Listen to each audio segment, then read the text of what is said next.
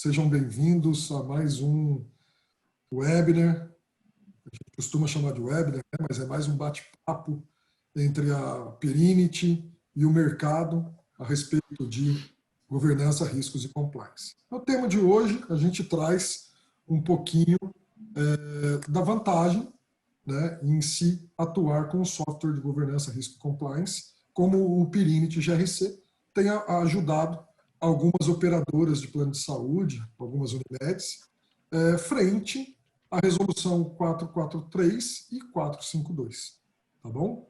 E eu trouxe aqui alguns profissionais, né? Eu trouxe o Eduardo Matos, é um profissional da Perinity. Eduardo, se apresenta, por favor, meu amigo.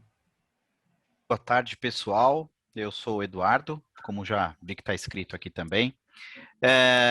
Eu trabalho com auditoria, gestão de riscos e compliance. Não assustem, desde 1998, 99, é que eu comecei muito criança. E de lá para cá, durante esse período aí, vão surgindo os normativos, enfim, e tudo isso gera conversa para nós, né? E aí, então, estou muito satisfeito de estar aqui hoje também.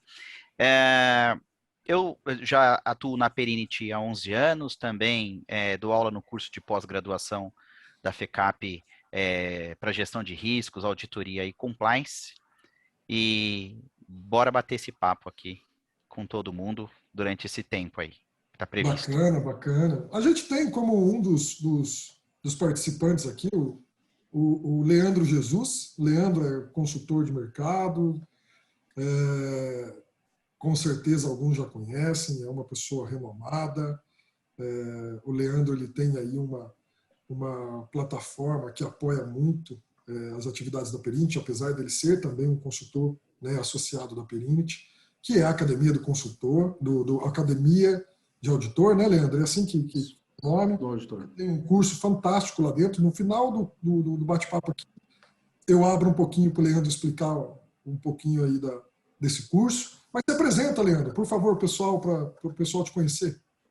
Bem, é um prazer falar com vocês aqui e agradeço pelo convite aí da Perinity, né? Eu faço parte do time de consultores de GRC aqui da Perinity, né? Trabalhando sempre em linha ali com a nossa plataforma, que vai ser comentado mais à frente. Então, eu tenho aí 23 anos de experiência no mercado, né? Eu sou um pouquinho mais novinho do que o nosso amigo Eduardo aqui, que é o mestre aqui nesse segmento. Também como Eduardo aqui, eu já leciono já há 13 anos, né, no pós-graduação do Senac, lá no módulo de processos, Trevisan no módulo de compliance e mais recentemente atuei aí com o GRC também em cursos de extensão. Então, estou aqui para agregar, vamos bater esse papo. As resoluções aí 443 e 452 veio para reforçar os níveis de governança e as práticas mínimas aí para o segmento e vamos bater esse papo aqui hoje com vocês. Bacana, bacana. Eu tenho também participando aqui na sala o Leandro Burba, né? Mas o Burba está mais como um intermediador, mas também faz parte da nossa equipe da Perinity. O Leandro é um dos nossos GCs, né, Leandro? Se apresenta, por favor.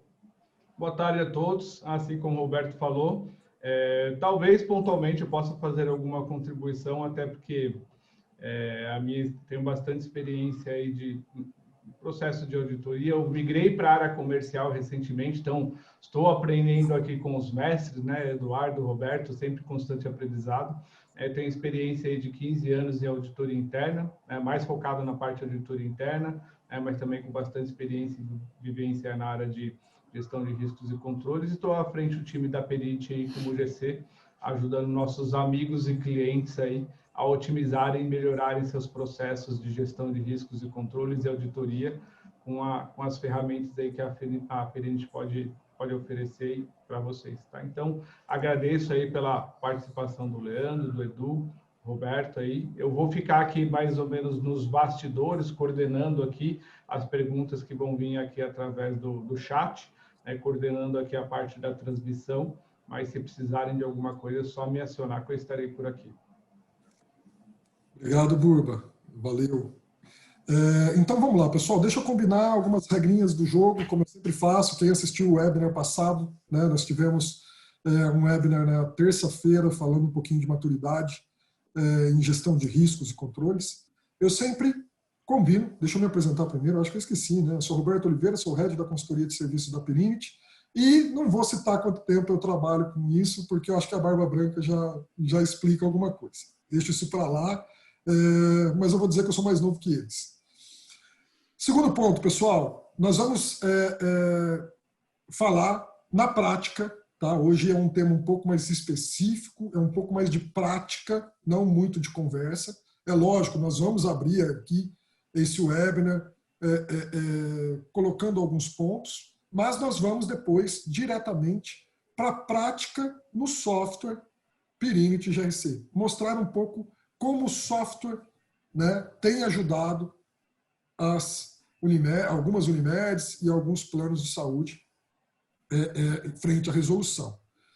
E neste cenário de prática no software, nós temos alguns módulos. Então, o Eduardo, quando fizer essa navegação no sistema, ele finalizou um módulo, eu vou retransmitir as perguntas que vocês fizeram, tá? Só para não interromper a linha de raciocínio dele na apresentação do software. Vocês podem mandar questões a hora que vocês quiserem. Eu vou fazer a leitura ao final do módulo. Ok, pessoal? Então, combinado. Edu, como você assistiu, né, amigo, no webinar passado, a gente falou um pouquinho de maturidade. E eu percebo que, coincidentemente, o tema calhou um pouco, né? Porque esse cenário, essa brincadeira de RN 443 tem um pouco a ver com o assessment que foi feito, né, e que foi identificado aí uma baixa maturidade. Vamos começar um pouquinho dessa discussão. Conta um pouquinho de como começou essa brincadeira para a gente.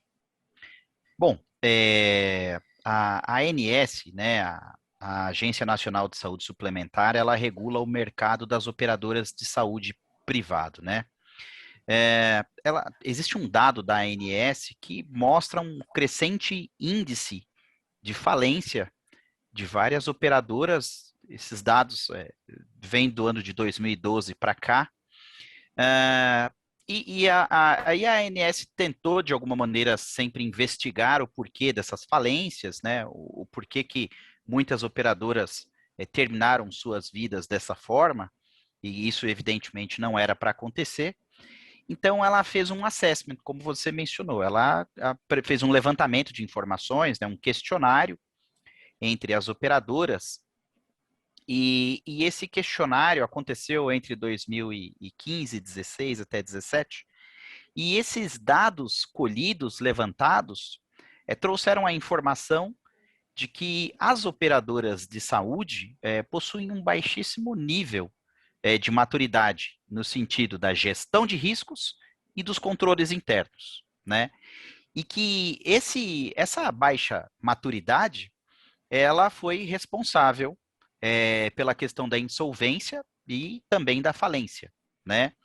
A insolvência, a gente sabe que ela é a situação em que o momento em que as dívidas, né, excedem ali, são maiores do que o patrimônio do devedor, né? E ele é o passo anterior ali da falência, que a falência, sim, ela já diz que o devedor, ele não tem condições de pagar, né, condições econômicas de honrar ali as suas obrigações, né? Com relação à falência, isso está mais específico ali na Lei 11.101 do ano de 2005. Então, justamente com o intuito de reduzir a incidência da insolvência e da falência, a ANS publicou em janeiro de 2019 a ANR 443, e nela você encontra ali a determinação de adoção de condições mínimas, padrões, parâmetros mínimos de estabelecimento de uma estrutura de controle, de governança, né? Então, é sobre isso que a gente vai falar aqui hoje. Como é que as empresas podem adotar uma estrutura mínima, uma estrutura mais básica de gestão de riscos? Nós sabemos que isso esbarra no aspecto cultural, né? As operadoras de saúde nasceram com um propósito elas têm um objetivo de negócio e não é gerir risco, não é implantar controles, mas todas as empresas, com o passar do tempo, estão descobrindo a importância e a necessidade disso. E quando a ANS publicou a 443, ela diz que isso é para fins de solvência mesmo, né? É para diminuir essa situação que nós mencionamos, onde as dívidas são maiores do que o patrimônio, do que o ativo do devedor, né? Isso aconteceu muito.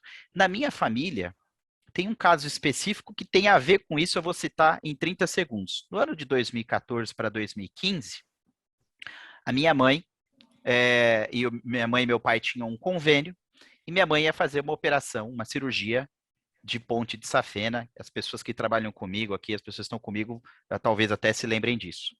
Exatamente nessa época, nesse momento, a operadora dela e do meu pai apresentou problemas, enfim, foi objeto de muita preocupação nossa.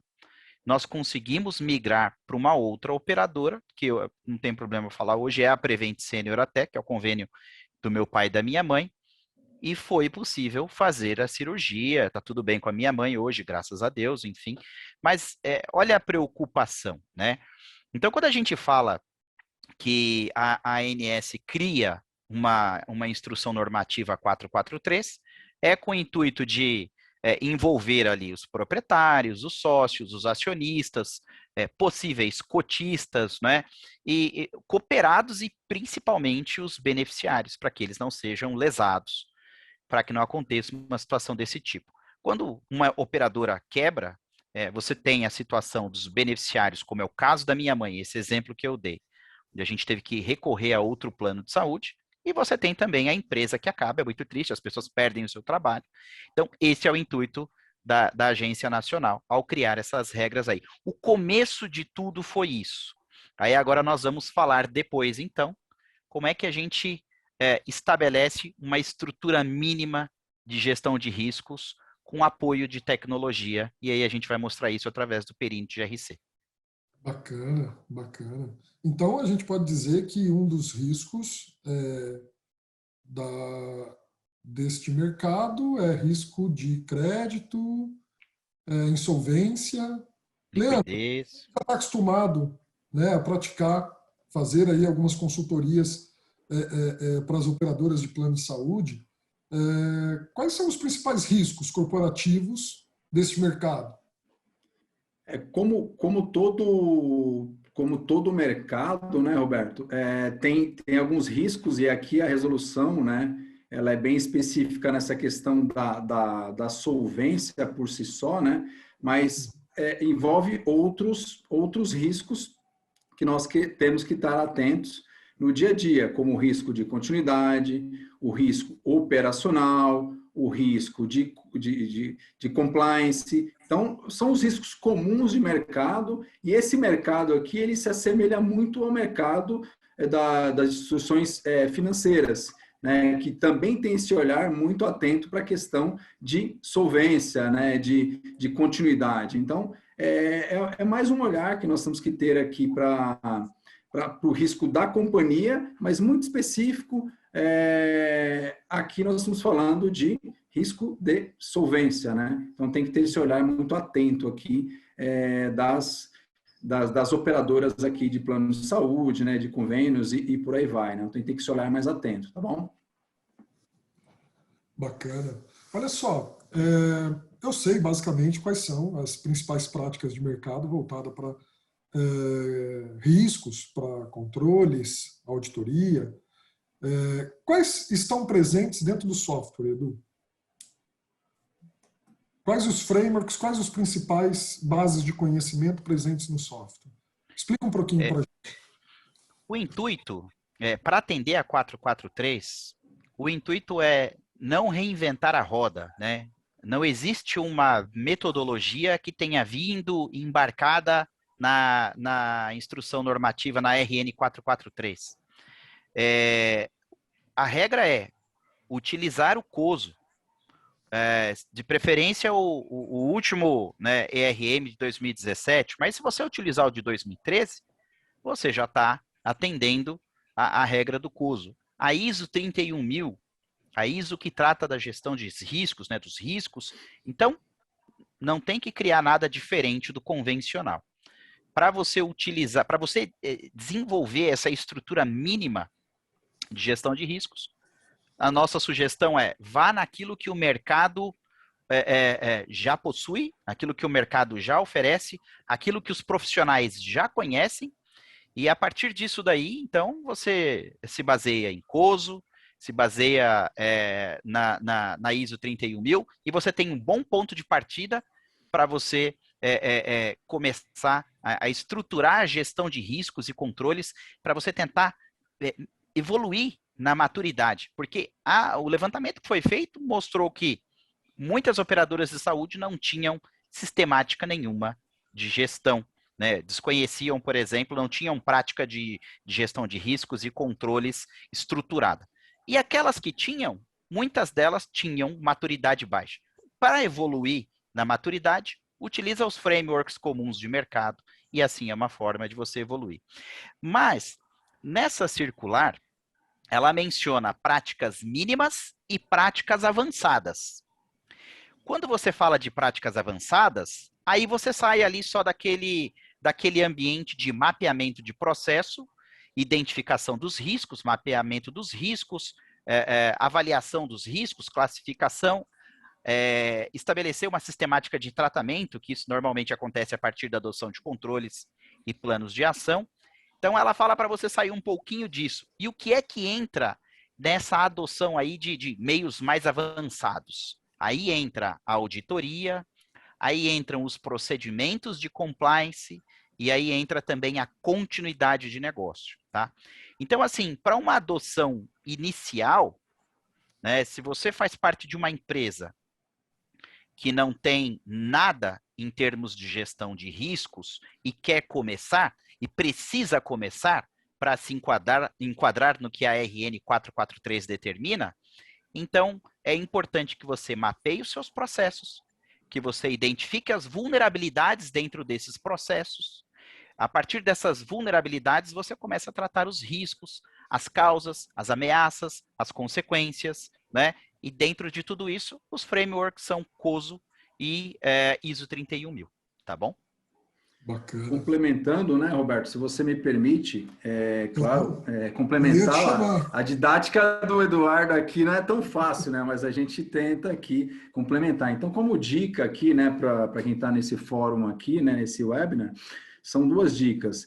A primeira é que tem uma confusão, né, de que empresas que têm a SOX, ela tem uma mínima estrutura garantida ali de controles internos. Eu digo que não deve adotar somente a SOX para atender aqui a resolução, até porque a resolução ela tem uma amplitude muito maior do GRC, mais um plus ali de auditoria interna, né? Então tem uma participação até maior. Se vocês preferem, uma dica seria você ter um entendimento, é claro, dos frameworks COSO e ISO, mas das 3 linhas de governança que foram emanadas lá também em 2013 do Instituto dos Auditores Internos, porque lá ele trata a primeira linha, que é ajudar o gestor a conhecer os seus processos e ter isso formalizado, identificado com uma matriz de risco. Na segunda linha, você vai ter estabelecido ali os controles internos, gestão de riscos e compliance, que lá trata-se como conformidade. E na terceira linha de governança é a auditoria interna, que é exatamente a 452, né? Então, seria um mix aqui da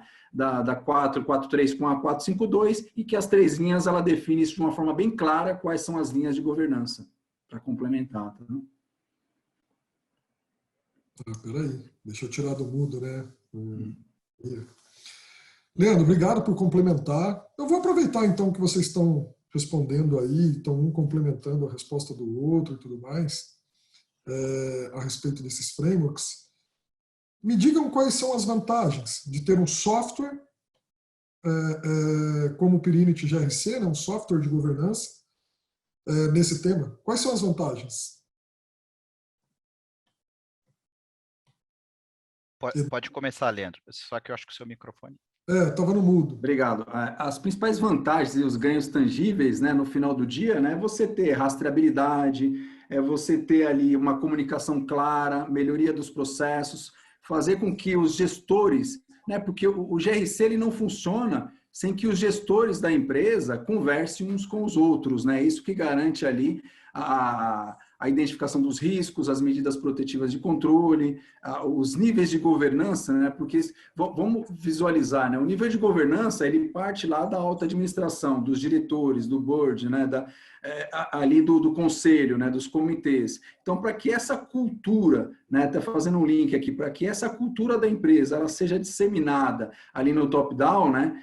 E chegue até a linha tática ali, que são os gestores que vão garantir, quem garante no final do dia os controles internos, a gestão de riscos são os gestores. Então, o ganho tangível no final do dia é melhorar a comunicação das empresas, né? É que cada departamento se comunique um com o outro, porque o processo ele funciona de uma forma como se fosse uma engrenagem, né? A informação nasce no financeiro, vai para o contábil, ou vai para o operacional, vai para a de compras. Então, essa comunicação ela tem que funcionar como se fosse uma engrenagem, né? Eu gosto de fazer sempre uma analogia, né? Tempos modernos lá, né? O videozinho do Charlie Chaplin lá, né? Era uma engrenagem que ela só tinha funcionamento perfeito ao momento que todos tinham cumprido a sua etapa. Então, isso que é controles internos e essas são as grandes vantagens, né? A comunicação e garantir a rastreabilidade. A partir do momento que eu tenho rastreabilidade e comunicação, eu consigo ter um processo auditável com os seus controles mapeados e identificados. Essa é a ideia. Posso complementar? Só com mais algumas visões?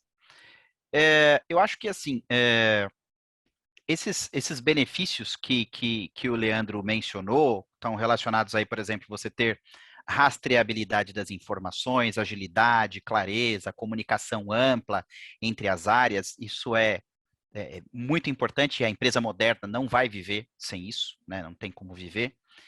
E aí eu queria fazer um destaque aqui de vantagem, de ganho, voltado para 443, por exemplo, para o que a norma diz. Porque o intuito da norma é fazer com que as empresas, sob algum aspecto, evoluam na sua maturidade. A maturidade vai permitir que ele esteja em conformidade com a RN. Como é que você faz para adquirir essa maturidade com o passar do tempo? É muito importante, então, você estruturar um departamento de controles internos. Isso é necessário. O departamento de controles internos precisa ter ali fácil acesso a todos os controles e conhecimento de todos os status dos controles vigentes. Mas para que um departamento de controles internos esteja vivo e atuante, é necessário que anteriormente tenha sido feito mapeamento dos riscos, a identificação das vulnerabilidades, a classificação desses riscos, a devida avaliação, enfim, e aí controles internos e riscos casam e funcionam perfeitamente. Junto com isso, tem as questões de conformidade legal, a preocupação de atender as regulações. E aí você tem a necessidade também de ter um time de compliance. E o time de compliance vai garantir essa conformidade através de dois elementos fundamentais. A atualização e a disseminação das políticas, das normas internas, e também a divulgação daquilo que é regulamento externo, né? E junto com isso, o acompanhamento do cumprimento dos prazos dessas obrigações com os órgãos reguladores, no caso a gente está falando da ANS, da Agência Nacional de Saúde Suplementar. E a última parte, então, para crescer nesse degrau de maturidade, é o que o Leandro falou, ter uma terceira linha de defesa, que é uma auditoria atuante, que vai atuar de forma independente e que vai ali avaliar todos os processos, todos os controles, vai identificar as deficiências de controle, os desvios de processo, os desvios de não atendimento de conformidade legal, regulatória. Então, ela vai ser crítica, mas com uma visão independente. E aí, quando a gente tem todos esses elementos que vão permitir evoluir a maturidade, aí eu vou dizer o seguinte, que a solução, a tecnologia, ela vai permitir o quê? Que você crie uma estrutura organizacional. As pessoas estão acostumadas a enxergar a empresa do jeito que ela é, fisicamente. Mas se você fosse colocar a empresa setorizada, departamentalizada, vamos dizer, na sua cabeça, como é que você faria? A melhor imagem é um organograma, certo? Você consegue enxergar ali desde os níveis mais altos, passando pelas vice-presidências, diretorias, departamentos, gerências, setores, seções, atividades, processos, subprocessos. Então, a primeira coisa, a tecnologia vai te ajudar a ter uma visão de estrutura organizacional, baseada em entidades. Isso eu vou mostrar na navegação. Outra coisa também é que a solução ela vai permitir que os riscos sejam avaliados de forma estruturada. Um dos grandes tabus para as empresas é você saber, tá bom, tenho que avaliar risco, mas com base em que regra? Como é que eu avalio o risco? Como é que eu considero esse risco alto, médio ou baixo? Com base em critérios. Então, precisam se estabelecer os critérios para que isso seja executado. Um próximo passo depois é automatizar isso. Vários processos podem ser automatizados e você tem que utilizar a tecnologia a seu favor.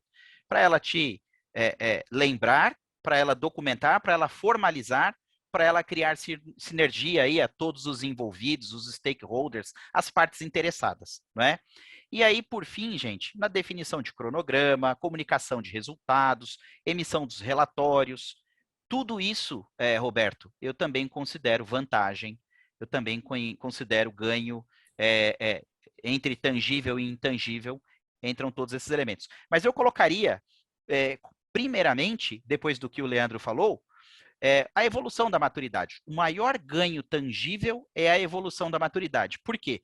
Porque ela vai mitigar na raiz o principal objeto dessa NR443, que é o quê?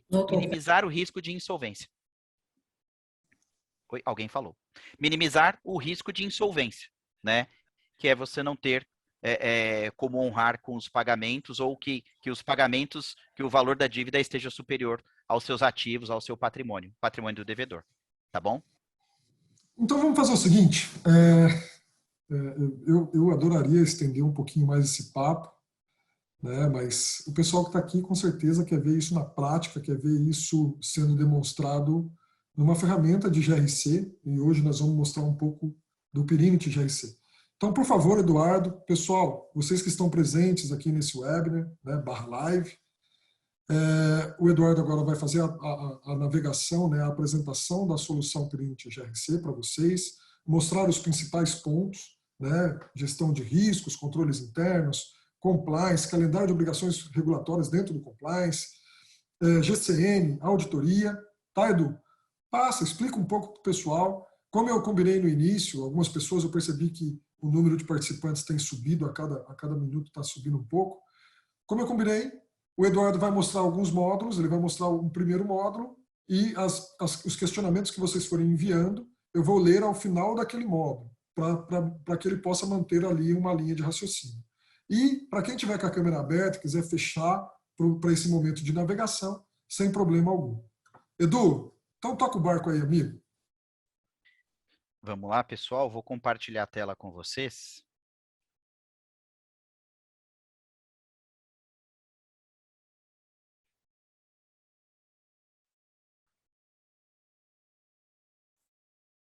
Vocês estão visualizando já? Sim.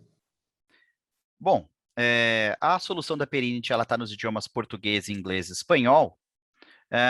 E um dos principais elementos, Edu, né? Oi? Pois não? Aqui. Não sei se ficou tá mudo mudo? para todo mundo. Não, está tranquilo, Edu, pode tocar. Tá vendo? Não? Estão me ouvindo? Pode tocar. Eu estou te ouvindo. Então tá joia. Então tá joia. Nessa tela inicial eu vou ter acesso a indicadores gráficos e numéricos para acompanhamento. Isso daqui também já entra como um dos benefícios de uma gestão automatizada, eletrônica, né? Aqui eu vou ter indicadores de riscos, de controles, de compliance, de testes de efetividade, enfim. Existe toda uma parte aqui de parametrização e configuração para que a gente defina pessoas, perfis, mas nós vamos direto aqui a um primeiro item muito importante, que é a definição dessa estrutura organizacional. Então, aqui dentro, eu vou poder criar, por exemplo, a estrutura da minha empresa, da minha Unimed, da minha empresa de seguro-saúde, seja ela uma empresa médico-hospitalar ou uma empresa odontológica, eu venho aqui e crio a estrutura, eu vou definir se essa estrutura que eu vou criar, se ela vai ser uma estrutura de cadeia de valor ou estrutura organizacional, né? Isso aqui é uma mudança apenas na forma de visualização, e quando essa estrutura já tiver sido criada, eu começo a adicionar a empresa ou empresas, né? Nós falamos em empresas também, porque, por exemplo, se você pega as empresas de saúde, elas possuem, às vezes, CNPJs para hospitais, para unidades laboratoriais, enfim. Então, é possível inserir todas as empresas que pertençam aí a esse contexto dentro de uma estrutura. E dentro de cada uma delas, você vai fazendo o detalhamento organizacional. Aqui você começa a adicionar área, aqui você faz a mesma coisa, e insere esses detalhamentos, né? Então, abaixo aqui dessas entidades empresas, eu insiro as entidades do tipo área e começo a detalhar de fato como é que é a estrutura da minha empresa. Então, quando eu estou aqui dentro de uma entidade do tipo área, por exemplo, eu posso adicionar outros tipos de entidades mais. Além de mais entidades áreas, eu posso inserir ambientes, atividades, pessoas, processos e tecnologias. Essas pessoas aqui não é o cadastramento das pessoas, não, tá?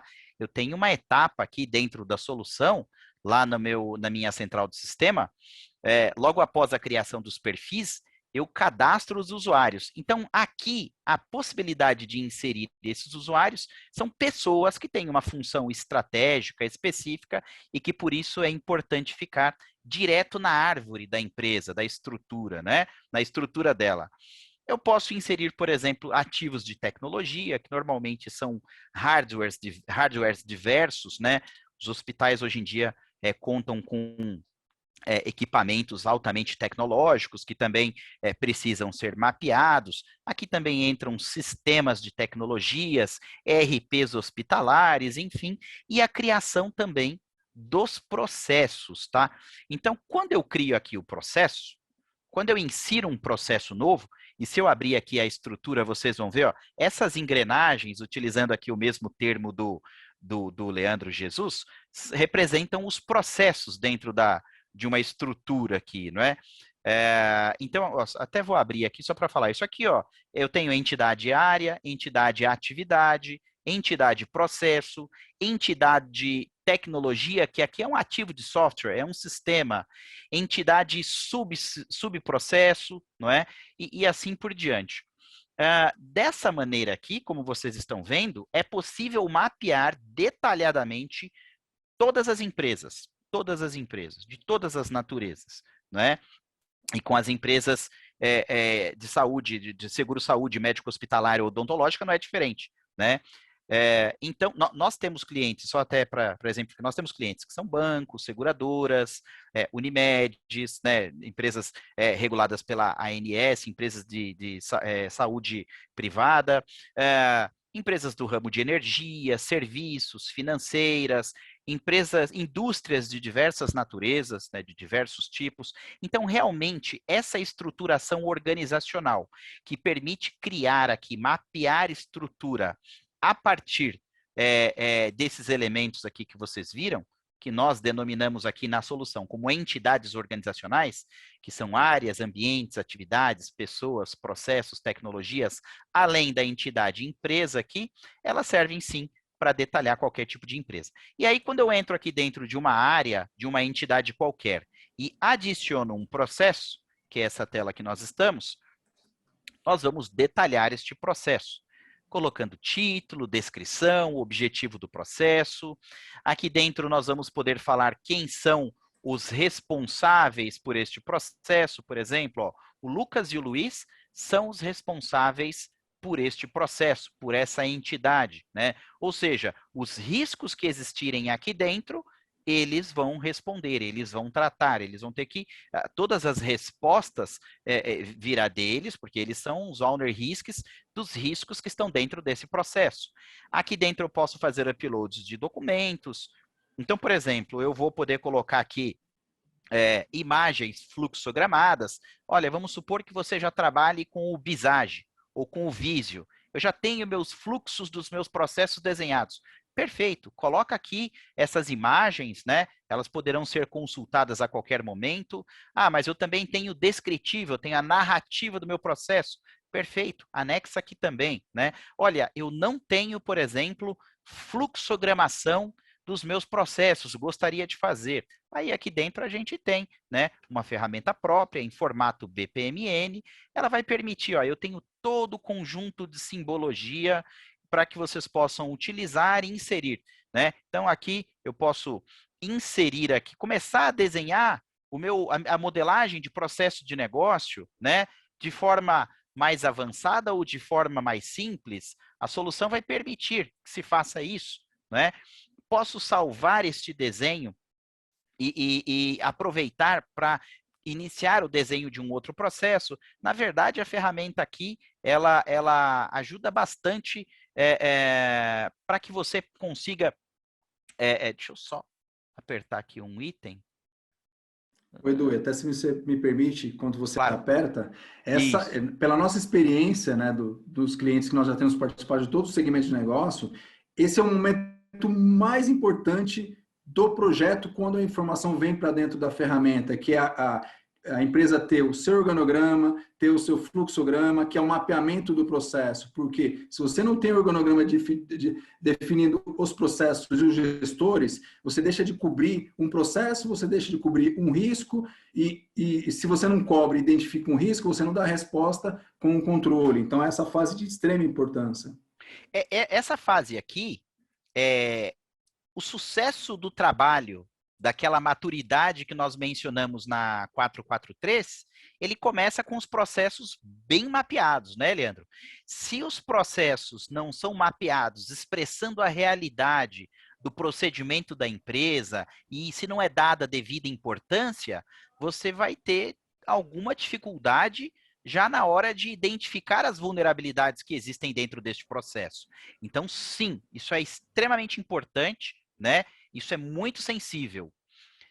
E aí, o Leandro Jesus é especialista dos processos aí, para você até, né, a interferência importante dele, que é muito importante, sim, você dar atenção especial nessa etapa do processo aqui. Então, aqui, como eu mostrei para vocês, eu desenho meus processos, eu ainda tenho uma outra possibilidade aqui, que é a possibilidade de criar fluxogramação para que eu possa fazer a aprovação documental. Eu quero inserir aqui, por exemplo, minhas políticas, minhas normas, meus procedimentos internos, meus pareceres, né? Então, aqui dentro, eu começo aqui, ó, por exemplo, a criar um fluxo, e dentro de cada uma dessas caixinhas aqui, ó, eu começo a definir as tarefas dos usuários, falando o que é essa primeira etapa a ser tramitada? É quem vai escrever uma primeira versão da política? É quem vai fazer uma segunda revisão? É um terceiro revisor? Essa pessoa aqui já vai publicar? E a solução também vai gerando as versões, né? Ó, eu tenho a primeira versão, a segunda versão, a terceira versão, até a versão que foi publicada, né? Então, essa etapa inicial, ela é, como o Leandro falou, extremamente importante. E o que é que a gente normalmente faz aqui nesse primeiro momento? O que representa até aqui? Representa que nós criamos perfis das pessoas que vão interagir na tecnologia GRC, né, na solução Perinit GRC, criamos os usuários. Esses usuários podem ser alimentados tanto da maneira mais rudimentar, alimentando manualmente, né? Às vezes, a depender do tamanho da empresa, isso vai dar um trabalho. Mas a maneira mais simples é fazer as integrações e já trazer automaticamente todos os colaboradores e criar aqui o meu ambiente de conformidade, de avaliação de risco, de adoção de controles, o meu universo auditável. Então, eu crio, e quando eu crio, eu também defino quem são os responsáveis por cada uma dessas entidades organizacionais. Uma vez tendo isso pronto, aí sim eu já posso entrar num outro aspecto, que é o aspecto, ainda continuando na adoção mínima ali, né, de procedimentos de controle de governança, é a estruturação de riscos, tá? Então, eu venho aqui dentro desse menu e eu vou poder classificar os riscos. Lembra que o Roberto perguntou para mim Falou assim, mas o que vocês utilizam, o que é utilizado para se fazer essas avaliações de riscos e definir tudo isso? Olha, o que é utilizado aqui é o COSO e é a ISO 31000. Eu vou utilizar características, referências desses frameworks para alimentar categorias de riscos, tipos de riscos, origens diferentes, ameaças, causas desses riscos, quais são as consequências em caso de materialização, não é? Então, eu vou aqui utilizar essa etapa aqui, esse espaço do menu, para fazer essa alimentação. Tendo criado esses itens aqui, ó, né? Vamos entrar aqui dentro de categoria, por exemplo. Ó, aqui eu vou lá, adiciono uma categoria, né? Coloco um título. Ó. Eu posso falar que essa categoria que eu estou inserindo, ela é subordinada a uma categoria que é superior. Aí ele vai aparecer lá as categorias que eu já alimentei. Aí eu vou falar, isso aqui ó, é subordinado à minha categoria de contingência, né? Isso daqui ó, é subordinado à minha categoria financeira, enfim. E aí eu vou criando as categorias e que eu posso ainda hierarquizar, como vocês estão vendo, né? Feito isso, tendo inserido aqui os itens de classificação, e vamos supor que aí o objetivo seja tratar de riscos de TI, de infraestrutura de TI, eu posso considerar também elementos do COBIT, do ITIL. Eu quero colocar os 5 domínios aqui. Como é que eu represento aqui? Tem como parametrizar, né? Eu também tenho aqui, eu quero fazer uma avaliação de risco com ênfase em elementos de segurança da informação. Utilizo dados do framework da ISO 27001, né?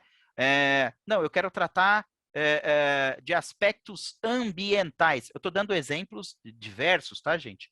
Então, eu posso utilizar uma ISO 14000 e assim por diante, né? Eu consigo fazer essas alimentações e o próximo passo é a definição da sistemática de avaliação. Quando o Roberto perguntou a respeito das vantagens, eu falei que uma das vantagens é a padronização da sistemática de avaliação. Você precisa ter condições de avaliar, de comparar os riscos de um período para o outro, de um ciclo para o outro. A gente tem até uma consulta aqui, ó, que é comparativa de ciclos.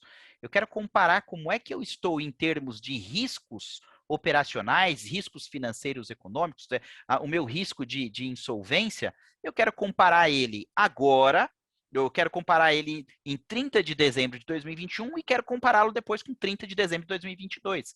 Eu vou ver se houve uma evolução ou uma regressão, né?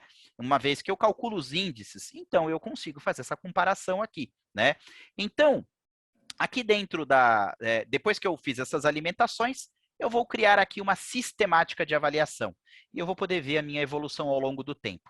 Essa sistemática de avaliação, ela vai envolver alguns elementos e aqui também está embarcado aí o COSO, né, a ISO 31000. Então, volto a dizer, e a gente insiste um pouco nisso, nós estamos falando de uma circular 443 da ANS, que determina que você estabeleça pelo menos práticas mínimas de gestão de riscos e controles, que você comprove, que você formalize, que você documente que você tem isso, né? Então, para fazer isso, eu estou utilizando frameworks de mercado, né? Não estou pegando a circular não vai falar assim, ó, você calcula o seu risco por este índice, você divide por tanto, né? Não, ela não vai dizer para você considerar apenas alguns determinados critérios. E nesse sentido, aqui está tudo pronto já.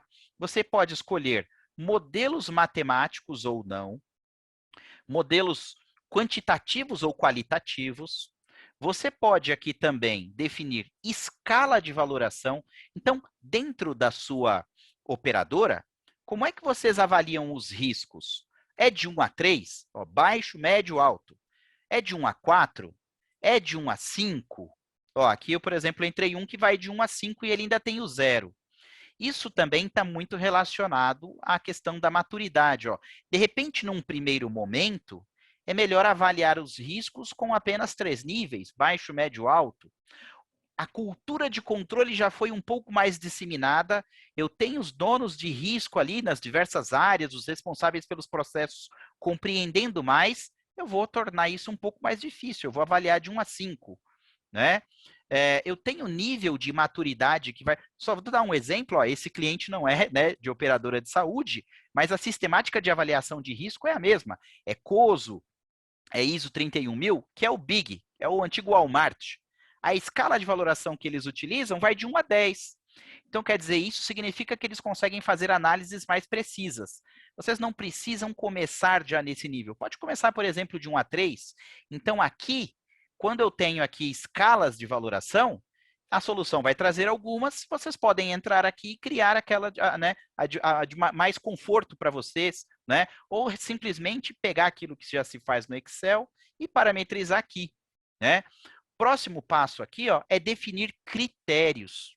Então, por exemplo, nós temos vários clientes que, na hora de fazer a avaliação de critério, considera probabilidade e impacto.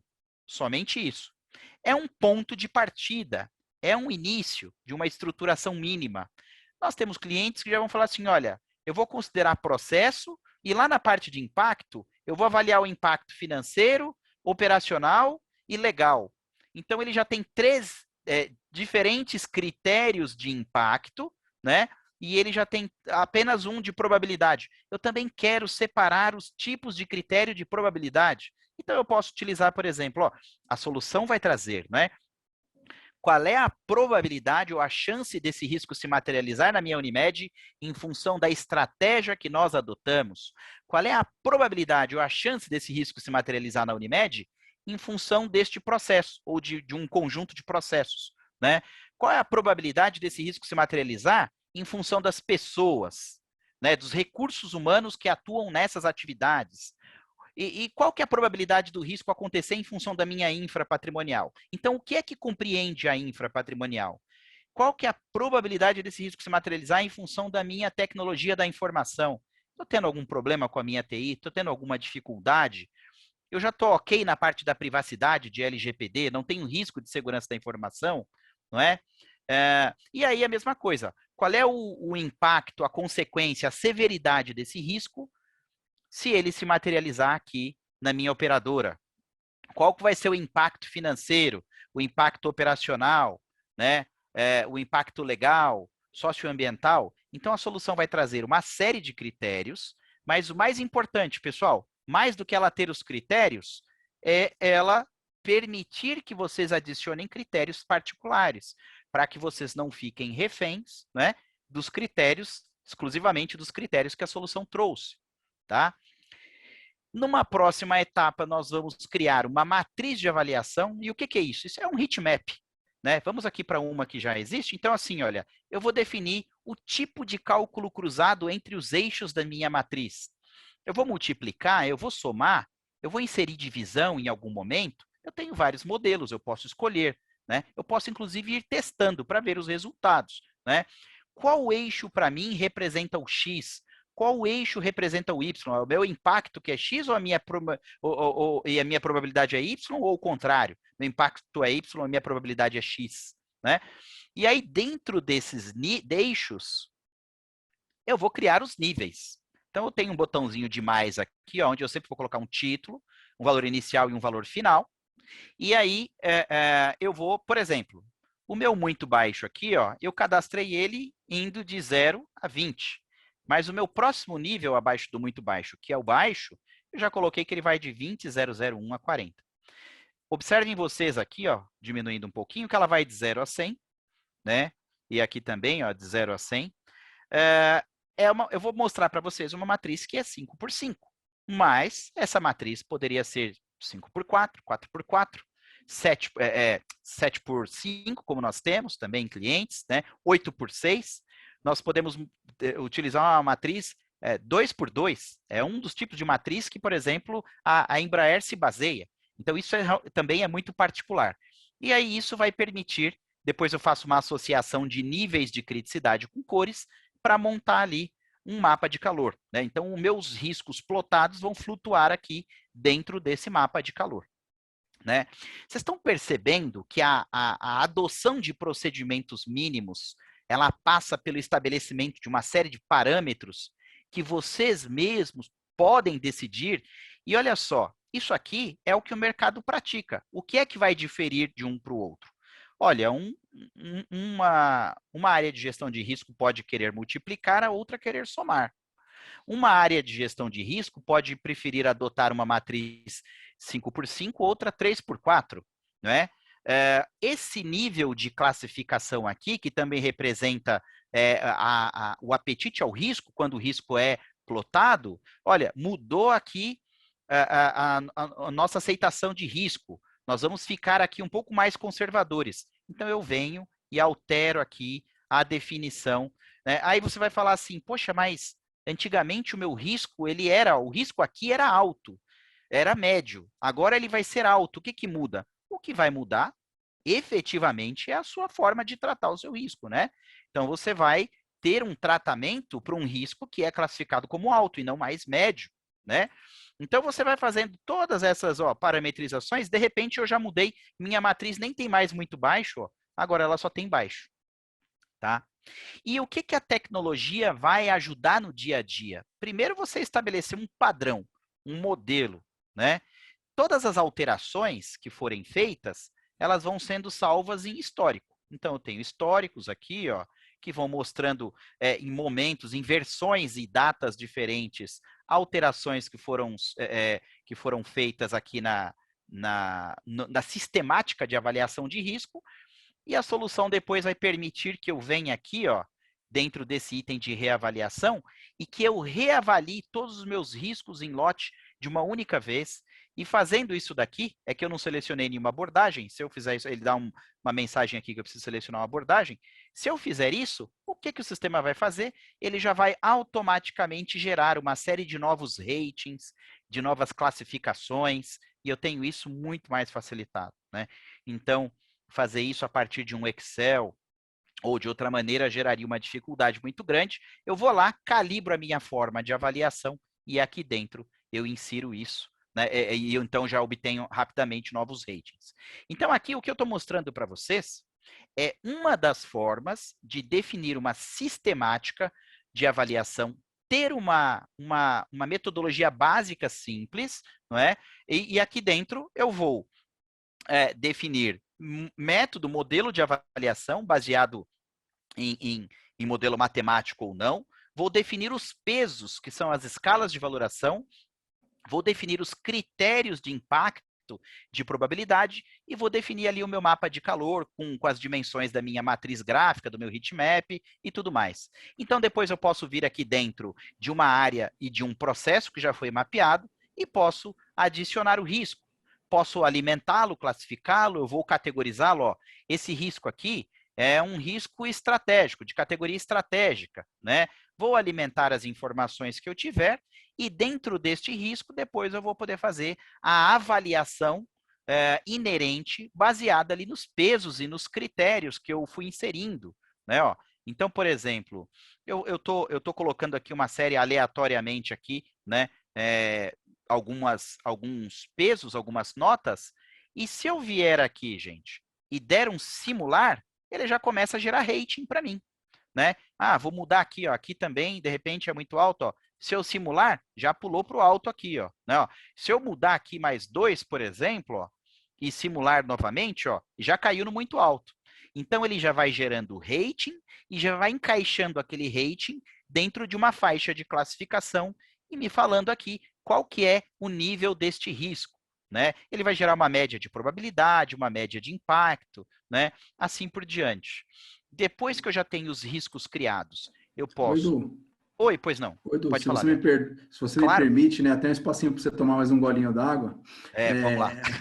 Até fazendo um link aqui, né, com o que você falou até agora, com a RN 443, né, a 452, nada mais é do que para você fazer toda essa classificação, as notas, os ratings, né, entrar mais profundamente na questão de risco, você tem que ter uma política de gerenciamento de riscos ou política de riscos que é aprovada lá no órgão de governança, lá no conselho de administração, lá no comitê, a política de gestão de riscos, e o que tem na sequência da política de gestão de riscos, que é definido pela diretoria da empresa com a assunção do risco, né, com apetite de risco. Você tem um manual com os critérios de risco, com a metodologia de classificação de risco. Quem faz esse manual de risco? É a área de gestão de riscos na empresa.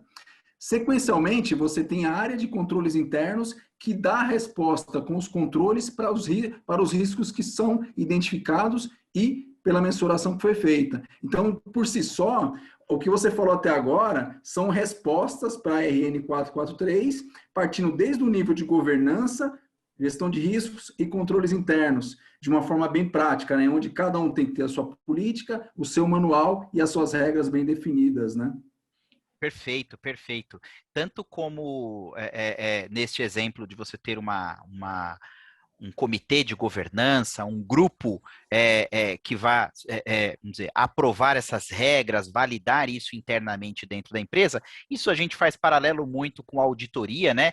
Porque você costuma ter um conselho de administração ou um comitê de auditoria dentro das empresas que validam essas políticas, essas normas, que dão a independência. A mesma coisa aqui para a gestão de riscos e para a parte de controles internos, né? E quando houver uma alteração, até aqui na tela que eu estava mostrando aqui, por exemplo, da matriz, quando eu mostrei aqui a questão deixa eu entrar ali de novo, da versão, né? Então eu venho aqui e nós definimos as regras com respaldo desse conselho. Para haver uma alteração, ou seja, para que eu mude isso daqui, é necessário, de repente, já ter alteração na política, né? Ter o mesmo nível de aprovação, e uma nova versão aqui vai significar que eu conto com a bênção dessas pessoas que definem a regra, que estabelecem a assunção, o apetite ao risco, para que eu possa depois implementá-las aqui, né? Tem toda a parte realmente burocrática, administrativa que tem que ser validada, para que isso aqui na tecnologia seja refletido nas parametrizações na ferramenta de tecnologia, né? No caso aqui no Perinit GRC. E aí, eu vou poder fazer a avaliação dos riscos, eu vou poder adotar controles, ó. Então eu venho aqui, então eu vou criar um controle, né? Eu vou estabelecer o título do controle, os objetivos, vou descrevê-lo, eu vou categorizá-lo, né? Eu vou também falar se esse controle vai ser automático, se esse controle é manual, se esse controle vai atuar de maneira a detectar, a prevenir ou a corrigir, né? Então, a gente tem aqui, ó, esse controle é detectivo, é preventivo, é corretivo, né? Qual que é a data que esse controle começa a ser executado pela primeira vez? É como se nós falássemos assim, ó, esse controle aqui, ele vai ser executado no dia 10 de agosto pela primeira vez e daqui para frente a sua frequência vai ser semanal. Tá? Esse risco, ele carece de um controle semanal, então, claro, depende das características sempre dos eventos, né, dos riscos. Então, eu vou falar aqui, ó, se ele vai ser executado pela primeira vez no dia 10, então ele vai acontecer toda terça-feira, ele é semanal. Ou não, olha, esse controle ele é mensal, todo dia 10 de cada mês. Aqui eu defino quem são os responsáveis pela execução do controle. Então, por exemplo, ó, esse controle aqui, ele vai ser executado pelo Luiz e pela Juliana. Então, quando o controle for criado, o sistema já tem que notificar eletronicamente a Juliana e o Luiz, falar, olha, vocês possuem um controle pendente de execução, cuja próxima execução vai ser no dia 10/8, né? Então, o primeiro que entrar e executar, inserir as evidências, já é suficiente. Mas ele avisa, ele vai criar um controle aqui, ó, logo abaixo do risco, ó, né, de maneira aqui subordinada hierarquicamente. Então, eu tenho o controle. O controle, ele pode ser e deve ser executado, né? Então, meu controle é mensal. Então, eu venho aqui dentro do controle, eu adiciono uma execução por mês, pelo menos. Eu vou falar aqui, ó, esse controle vai ser executado aqui na data tal, então é referente ao mês 7, e quando você começa a mudar aqui os status, ele já vai aparecer um campo para você inserir os comentários de execução e inserir as evidências que vão comprovar, né, que vão materializar a execução, né? E isso depois vai ser aprovado. Esse controle aqui, posteriormente, vai ser testado. Você vai inserir aqui teste de efetividade. Esse teste de efetividade vai dizer se esse controle atendeu ao seu propósito, cumpriu o seu objetivo, se ele não é só um controle para inglês ver, né? E aí, com base nessas execuções aqui, né, no ciclo completo, é possível daí, por exemplo, gerar uma matriz de risco, um heatmap aqui, né, um gráfico mostrando aqui, ó, que inerentemente o meu risco era alto, né? Ou seja, o meu risco puro, bruto, sem controle, sem barreira, estava nesse nível aqui, ó. A intersecção dele acontecia justamente no meu nível alto do meu eixo de probabilidade com o meu nível alto do meu eixo de impacto aqui. Quando eu criei o controle, o meu teste de desenho do controle, todas as avaliações mostraram que este controle, esse risco poderia descer para um nível muito baixo, considerando a efetividade, o potencial de efetividade. E quando eu vim aqui e testei o controle que foi executado, o meu residual lá ficou aqui, ó. Então, quer dizer, eu tive um resultado satisfatório, eu consegui reduzir bastante ó, o meu risco, mas ele ainda não ficou lá no meu muito baixo. Ele ficou aqui. E aí eu vou poder gerar, por exemplo, ficha de risco, que é um relatório que vai trazer todas as informações do risco. O título do risco, a entidade onde ele fica, quem são os responsáveis, quem foi o avaliador, qual a data da última avaliação.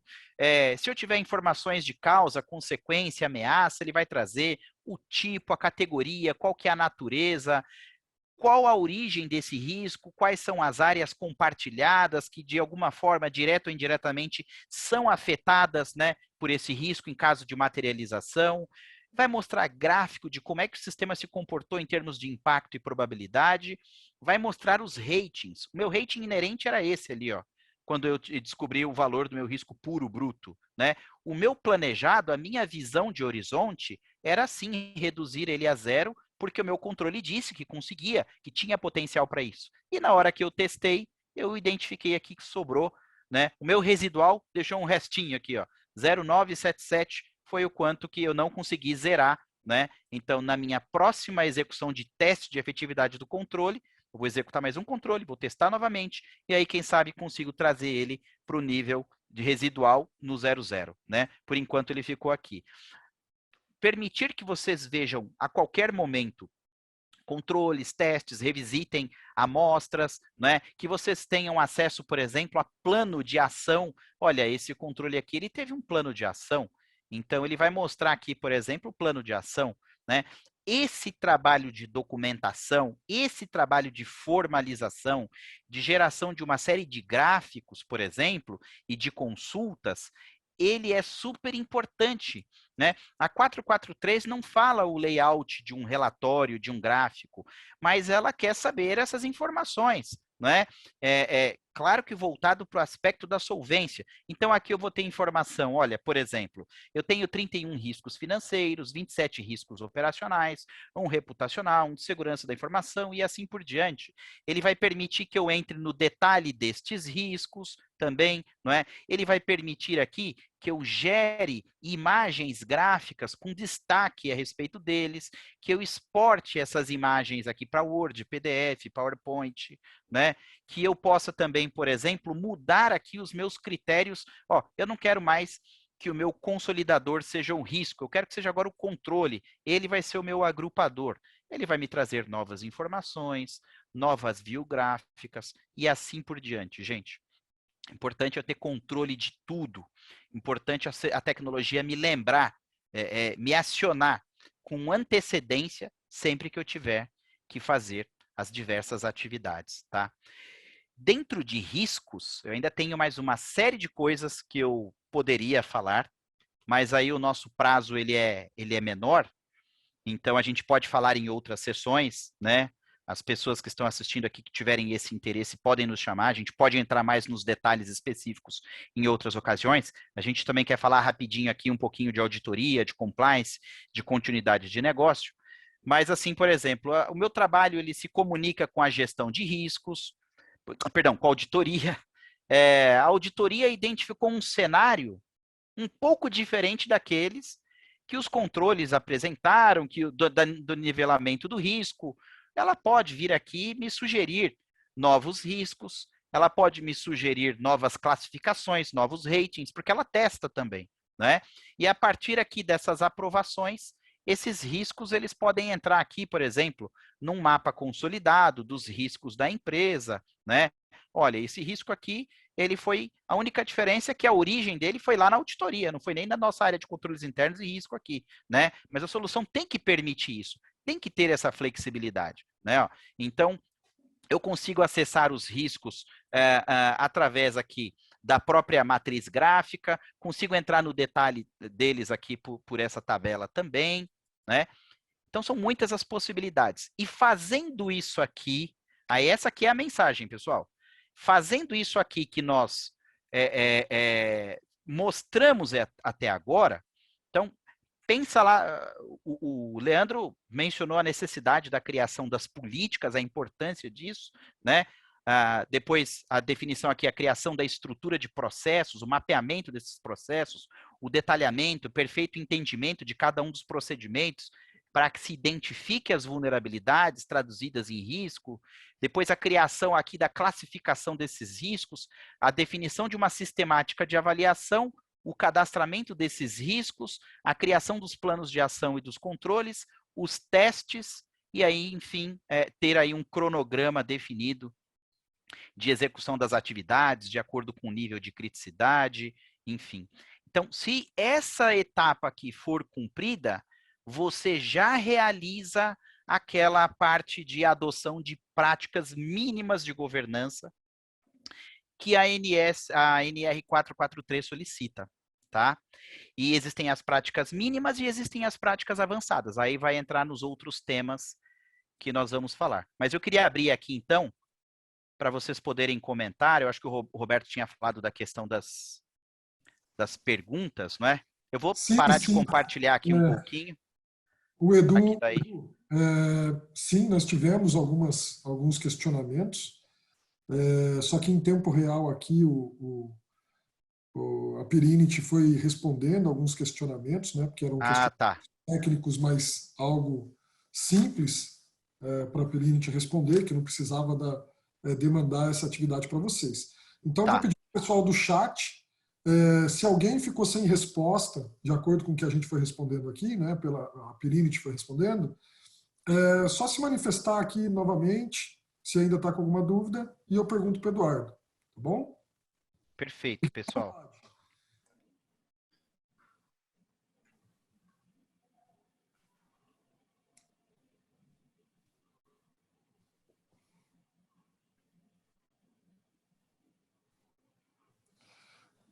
Edu, você viu aí o Teófilo? Estou vendo aqui, deixa eu ler aqui esse questionamento. O Manual de Controles Internos pode ser publicado no programa para divulgação para a empresa? Sim, pode e deve. Aí, dentro do que eu vou mostrar aqui, eu tenho uma parte de disseminação de documentos legais. A divulgação deste manual, estou falando no âmbito tecnológico, tá, Teófilo? Ele pode sim ser divulgado para a empresa e deve, enfim, se você não tiver um meio eletrônico, eu acho que ele deve. Né? De qualquer forma, eu acho que ele deve. Todas as informações, pessoal, de riscos, de controles, de compliance, elas não são informações, até o Leandro pode compartilhar a opinião dele. Na minha opinião, são informações que não têm restrição de acesso. São informações de interesse coletivo. É como o código de ética e conduta da empresa, né? Olha, nós temos um código de ética e conduta, alguns colaboradores que entram podem saber ou não. Não tem, todo mundo tem que saber. Todo mundo tem que ter acesso para poder cumprir na íntegra, né? Então, sim, devem ser divulgados. E agora, puxando para o lado da tecnologia. A tecnologia te facilita essa divulgação através de funcionalidades, de mecanismos aqui. Você citou, Edu, você citou dois frameworks muito conhecidos, né? Que um é o COSO, o outro é a ISO 31000, e ambos, o primeiro pilar é o ambiente interno, onde você tem o patrocínio da alta administração, em que todas as políticas, diretrizes, ali como que a visão e a missão e como a empresa vai situar, ela tem que comunicar tudo o que vai acontecer e definir a diretriz. No último estágio do COSO, por exemplo, é a informação e comunicação, que esse estágio também é muito utilizado nos programas de compliance e conformidade, que é garantir que toda a informação ela tenha a sua comunicação perfeita e atinja todos os níveis de negócio da organização. Então, todos os frameworks de risco e de controles, eles têm as premissas da divulgação e da comunicação de tudo o que é feito, de todas as diretrizes. Tem que ser. Isso aí, é isso aí.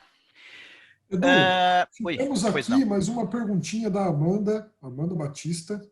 O sistema faz teste de estresse?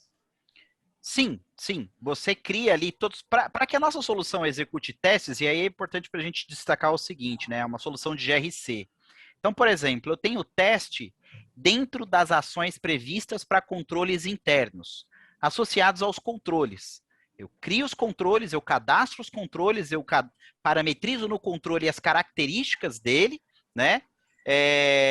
E dentro dessa matriz desse controle que foi parametrizado, eu testo para saber a efetividade nesse sentido.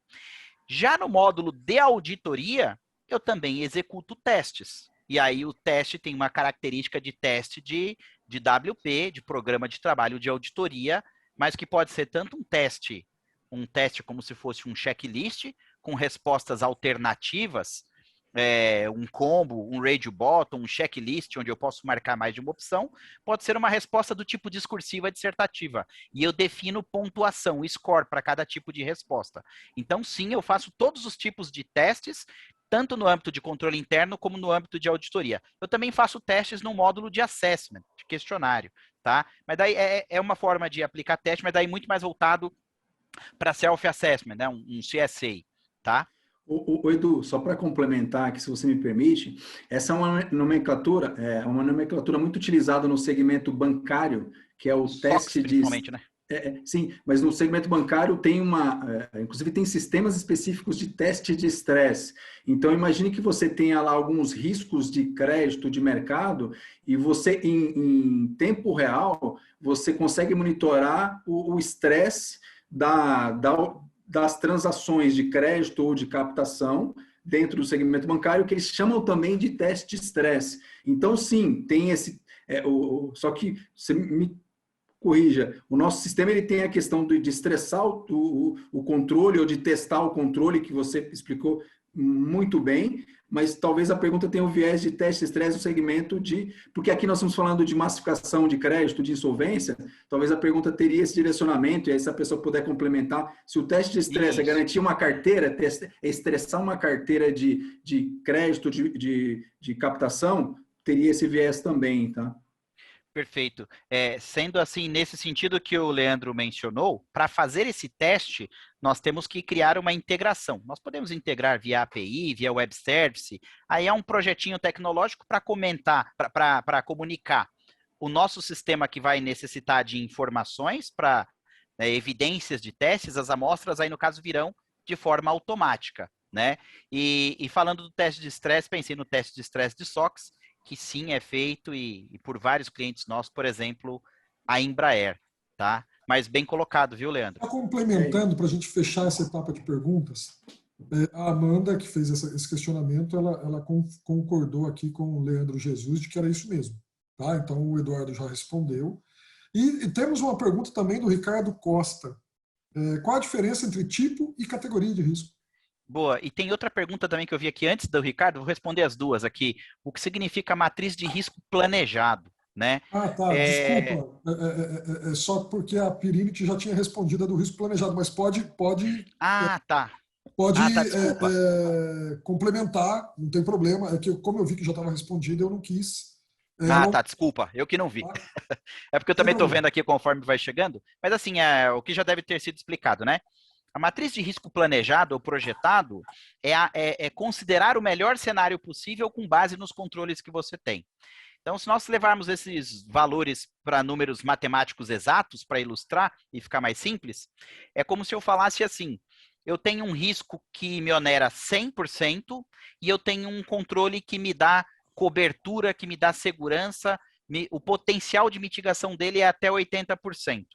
Então, a minha matriz de risco planejado, ela sempre vai mostrar que resta ali uma vulnerabilidade de 20%, que com este controle eu não cobri. E aí, o que eu faria para ter o restante dos 20% que falta? Seria um novo controle? Né? Seria mudar as características desse controle? Então, eu vou ter sempre o meu risco inerente, que é o meu risco inicial ali, o que eu até chamei de risco puro, bruto, sem controle nenhum, né? É medir o meu risco, o rating dele sem controle. Depois eu avalio o potencial de mitigação do meu controle, e aí eu vou levar em consideração o desenho do meu controle, considerando a descrição, o objetivo. Vou considerar também se ele é um... Oi? A frequência do A controle. frequência, por exemplo, os controles com frequência mais distante costumam mitigar um pouco menos do que os controles com frequência mais próximas. Eu também vou verificar se esse controle é automático ou manual. Os controles automáticos costumam mitigar melhor do que os controles manuais.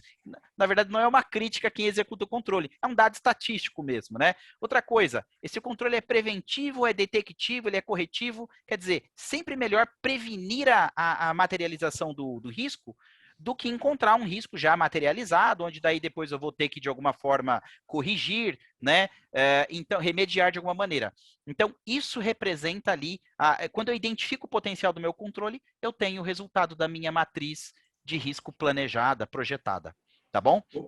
Roberto, surgiu uma pergunta do Gabriel aqui agora, e se você me permite, eu posso até auxiliar ele nessa resposta, né? Que ele perguntou se e o Edu, claro, complementa, talvez, se os controles ou as atividades de controles estão parametrizadas no sistema, né? Eu sei que já tem lá um pool de informações, lá já tem uma biblioteca de informações, porém, vale uma dica aqui muito importante, é que, como o Edu explicou no início, são premissas básicas, você tem que ter análise de maturidade, de governança ou de GRC na sua companhia, e os gestores têm que ter mapeado as suas matrizes de risco, porque quem é responsável pelo risco no primeiro momento que o Edu colocou no início são os owners, são os donos dos processos. E ele que vai identificar o risco bruto, o risco puro ou o risco inerente, e vai trazer as atividades de controle, como, por exemplo, bloqueio sistêmico, uma autorização, uma alçada, uma normatização. E trazendo isso, o gestor tendo essas matrizes, quando ele vem para a ferramenta, corrobora ou compartilha ou complementa com essas atividades, né, Edu? Isso, exatamente, exatamente. E o último complemento, gente, da pergunta lá do Ricardo, que eu não respondi, a diferença do risco e tipo e categoria. Ricardo, são só classificações, né? Você pode classificar com mais detalhes ou com menos detalhes. A categoria é um item minimamente mandatório, é obrigatório. Você tem que inserir, quando você cadastra um risco, dentro do perímetro de GRC, uma categoria, né? Então, nós temos clientes que têm lá dentro da sua matriz de risco um tipo. Esse tipo pode servir como categoria. Tem cliente que tem um campo chamado natureza. Essa natureza pode servir com categoria. Mas nós temos clientes que têm várias classificações diferentes. Então, por isso que eu tenho categoria, tipo, origem, ameaça, causa, consequência e assim por diante. Mas o que é minimamente mandatório é só categoria, tá bom? Se não quiser utilizar, por exemplo, tipo, não precisa. E na construção das matrizes, a categoria é de extrema importância. Você vai ter uma coluna lá, um direcionamento, que a base do framework é o inventário de risco ou o dicionário de risco, que é muito utilizado pelos consultores de mercado. Categoria financeira, compliance, regulatória, financeira. Você vai ter a categoria definida e te ajuda na montagem e elaboração de uma matriz de risco. Isso facilita. Uma das coisas muito... Só um último complemento. Uma das coisas muito comuns são as pessoas quererem ver os seus riscos categorizados. Olha, eu só quero enxergar os meus riscos financeiros, só quero enxergar os meus riscos de segurança da informação, reputacionais, legais. Então, a categoria serve para vocês também terem relatórios segregados. Pois não, Roberto, vamos lá. Bacana. Vamos fazer o seguinte. O Teófilo mandou um questionamento que nós vamos segurar um pouquinho, Teófilo, porque você está falando do processo de auditoria. O Edu vai começar a mostrar um pouco de auditoria para vocês agora. Então, com certeza, ele deve responder essa pergunta na sequência. Tá bom, Teófilo? Eduardo, por favor, para a gente não... Beleza. Eu vi aqui, Teófilo, a sua pergunta, né? Qual o papel do sistema no processo de auditoria? Você vai ver que é importantíssimo, porque o papel do sistema na parte de auditoria vai ser justamente... A auditoria ali vai fazer o papel da terceira linha de defesa, né? E isso é o que nós vamos, então, falar agora. Vocês já estão vendo a tela aqui? Compartilhada? Já, né? Ainda estou vendo o risco. Isso, só não mudei aqui ainda. Ó, tá? Aí, olha só, pessoal. Utilizando o mesmo conceito lá inicial, eu vou ser um pouquinho repetitivo, lembrando que eu criei perfis, cadastrei usuários, associei os usuários aos perfis e criei a estrutura da empresa, da minha operadora de saúde, por exemplo, eu vou partir aqui para a parte de auditoria. E eu repeti isso por quê? Porque assim como eu dependo dessa estrutura para fazer a avaliação dos riscos, a execução dos controles, eu também dependo dessa estrutura, eu dependo de ter pessoas com perfis definidos, usuários cadastrados e a estrutura criada, né, com processos e tudo mais, para poder auditar. Então, a auditoria, ela fica aqui, este item aqui que eu cliquei. Mas aí, dentro da auditoria, eu faço uma parametrização, né? Eu não mostrei para vocês que lá em riscos eu parametrizo, por exemplo, os tipos, as classificações do risco, e depois eu crio aqui uma sistemática de avaliação baseada nos critérios e tudo mais? Na auditoria eu também faço isso, de forma mais simples, mas eu também faço, né? Então, por exemplo, aqui dentro eu vou definir quais são as categorias de auditoria. Olha a categoria aparecendo de novo aqui, só que na auditoria, né? Seria o tipo da auditoria, tá bom? Até fazendo paralelo com o que o Ricardo perguntou. Eu tenho os tipos de demanda, eu posso ter demandas distintas, eu posso ter demandantes diferentes, não é? A prioridade aqui, ó, são níveis de prioridade, por exemplo, eu tenho a auditoria com prioridade alta, média, baixa, enfim. Classificação é uma espécie de régua para medir o resultado da auditoria. E nessa parte de status aqui, eu tenho os status de uma auditoria. Então, assim, as auditorias, elas sempre começam num status chamado não autorizado. Vou aumentar um pouquinho aqui, eu não sei se está pequeno para vocês enxergarem. Elas sempre vão começar como não autorizado, né? Depois, elas passam a ser autorizadas, depois de algumas revisões. Depois dessa auditoria, ela pode entrar em planejamento, né? Está aqui planejamento, eu vou só colocar o em aqui no comecinho. Em planejamento, por exemplo, né? E depois que ela já foi planejada, que ela está lá em planejamento, opa, deixa eu só voltar aqui, ela vai entrar em execução, né?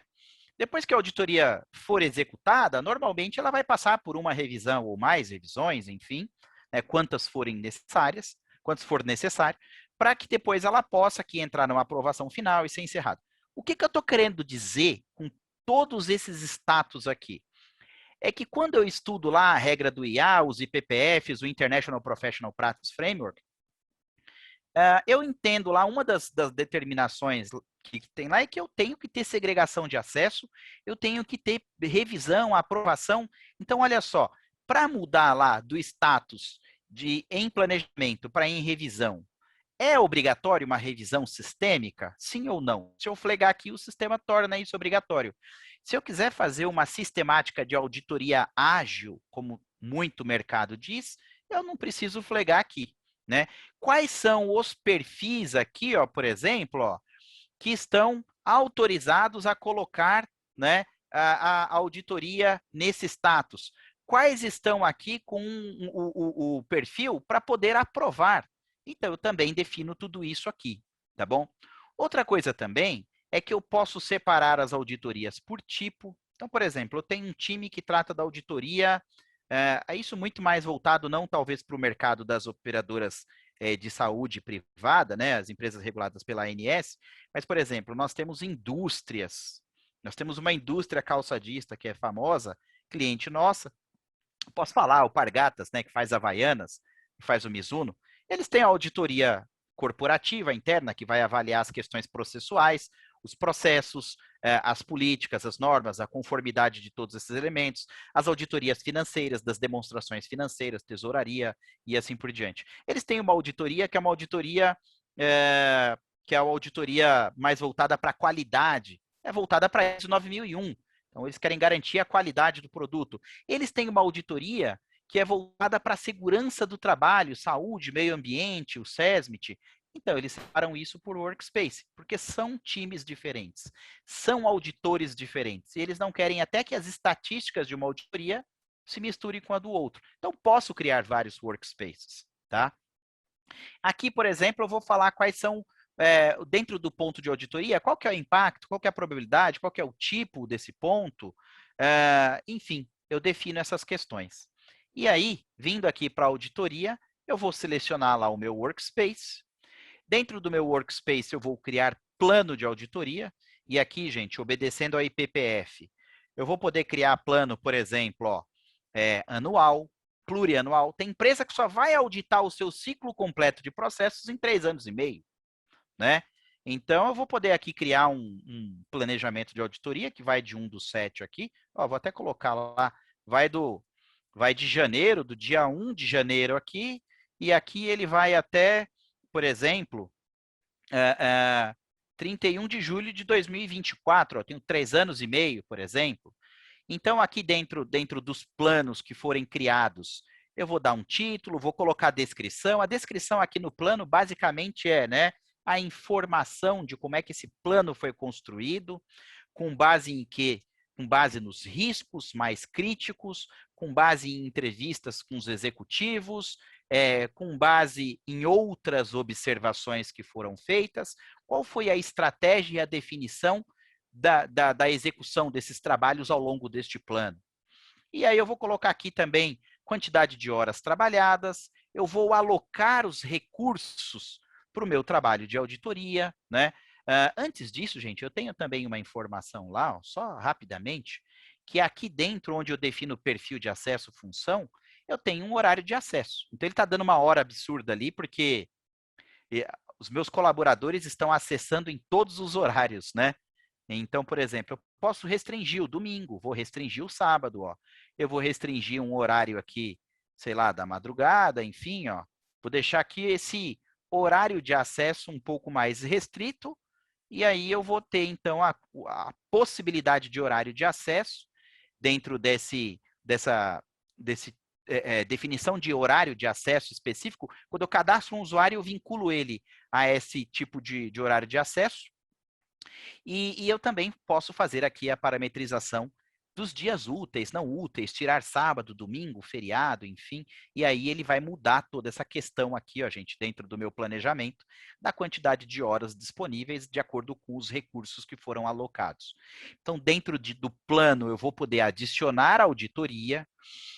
As auditorias adicionadas, elas poderão ser tanto auditorias baseadas em risco, ou seja, eu sou um auditor que vai avaliar ali a efetividade dos controles, eu posso também avaliar os riscos na sua forma inerente, né? Posso fazer o teste olhando completamente ali todos os riscos que existem, os riscos de um departamento, os riscos apenas com certo nível de criticidade. Ou eu também posso fazer, gente, auditoria estrutural, que são as auditorias que acontecem na estrutura da empresa. Eu quero auditar um processo especificamente sem me atentar, sem olhar exclusivamente para os riscos identificados, para as vulnerabilidades. Eu quero ver o cumprimento, né, a conformidade com o processo. Eu quero fazer uma auditoria baseada em uma denúncia, então pode ser também uma auditoria estrutural, uma auditoria especial, que é uma auditoria que, né, não estava prevista, então eu vou definir aqui, ó, o título dessa auditoria, eu vou definir aqui a categoria dessa auditoria. Isso aqui é uma auditoria, por exemplo, forense, só para dar um tipo diferente, uma categoria diferente.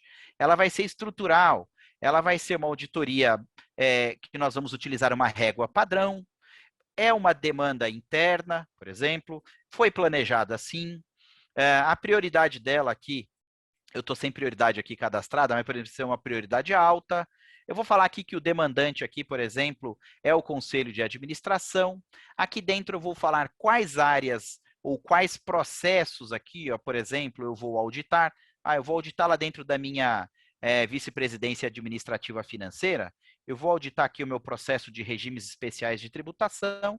Eu vou auditar lá dentro da minha controladoria também o suporte financeiro ao negócio. E também vou auditar aqui a minha contabilidade, o meu faturamento, por exemplo. Então, isso é o que está incluído, englobado nessa minha auditoria. Quero colocar apenas um desses por trabalho. Não tem problema. Vou estabelecer quantidade de horas e vou descrever aqui uma série de elementos que, quando eu estiver aqui dentro da minha auditoria, ele vai, uma auditoria já criada, ele vai mostrar, ó, isso aqui é uma auditoria de fornecedores, ó. Estou mostrando aqui vários fornecedores. E no caso aqui, né, gente, as auditorias seriam voltadas para os elementos específicos da NR 443. Então, a partir da criação da auditoria, eu vou estabelecer a equipe de auditores que vai atuar neste trabalho, eu vou definir cronograma minimamente de data de início e de fim. Eu quero fazer isso faseado. Eu quero estabelecer as datas, ó, o planejamento dos meus trabalhos vai de tal a tal, né? A execução dos testes em campo vai de tal a tal. A análise, a revisão, a emissão dos relatórios, né? A implementação das ações pendentes. Se eu quiser fazer isso separado também, faseado, eu posso. Posso convocar as reuniões, uma reunião de kickoff inicial, de acompanhamento ou final, né? Convoco as pessoas, mando pautas, o sistema vai lembrar com antecedência, vai ficar notificando. Faço aqui todo o meu planejamento de custo, meu apontamento de tempo também. E aí, dentro das auditorias, eu vou adicionar os programas de trabalho. E aqui, os programas de trabalho, eu vou começar a inserir testes, né? Vou inserir testes, e testes, por exemplo, que podem ser respondidos em formatos diferentes. E aí, para esses testes que foram criados, eu venho aqui e executo os testes, né? Então, é muito importante que o meu auditor que está em campo, que ele tenha flexibilidade, facilidade para fazer. Então, nós temos aplicativo mobile. O auditor consegue fazer essa auditoria utilizando um tablet ou um smartphone que tenha os sistemas operacionais Android e iOS. Aqui eu vou inserir todo tipo de evidência, vou criar os pontos de auditoria, né? Vou classificar esse ponto de auditoria nos tipos que eu quiser. Aqui, por exemplo, eu tenho a deficiência de controle, oportunidade de melhoria, não conformidade. Aciono as áreas responsáveis e as áreas observadoras. Por exemplo, a área responsável aqui, ó, é o fornecedor 1. Entretanto, quem vai atuar num plano de ação vai ser aqui o fornecedor 3 e 4, por exemplo, são outras áreas da empresa. Eu posso fazer isso. Isso eu acho uma coisa muito interessante do trabalho, porque daí ele vai dar visibilidade desse ponto para essas duas áreas também, né? Vou fazer aqui a definição aqui do nível de criticidade, vou estabelecer a data de resposta, vou colocar a minha descrição, a causa raiz se eu quiser, vou fazer a recomendação da auditoria, que é a parte consultiva da auditoria, né, de recomendar, enfim, e aqui nessa análise do auditor nós vamos fundamentar. Olha, com base na nossa descrição, mais as evidências colhidas, nós chegamos a esta conclusão. E aqui eu vou ter o ponto de auditoria, que mais tarde o auditado vai se manifestar, ele vai entrar lá dentro do sistema, ele vai ser notificado, ele vai, dentro deste ponto, ele vai olhar aqui qual é a descrição, qual é a recomendação.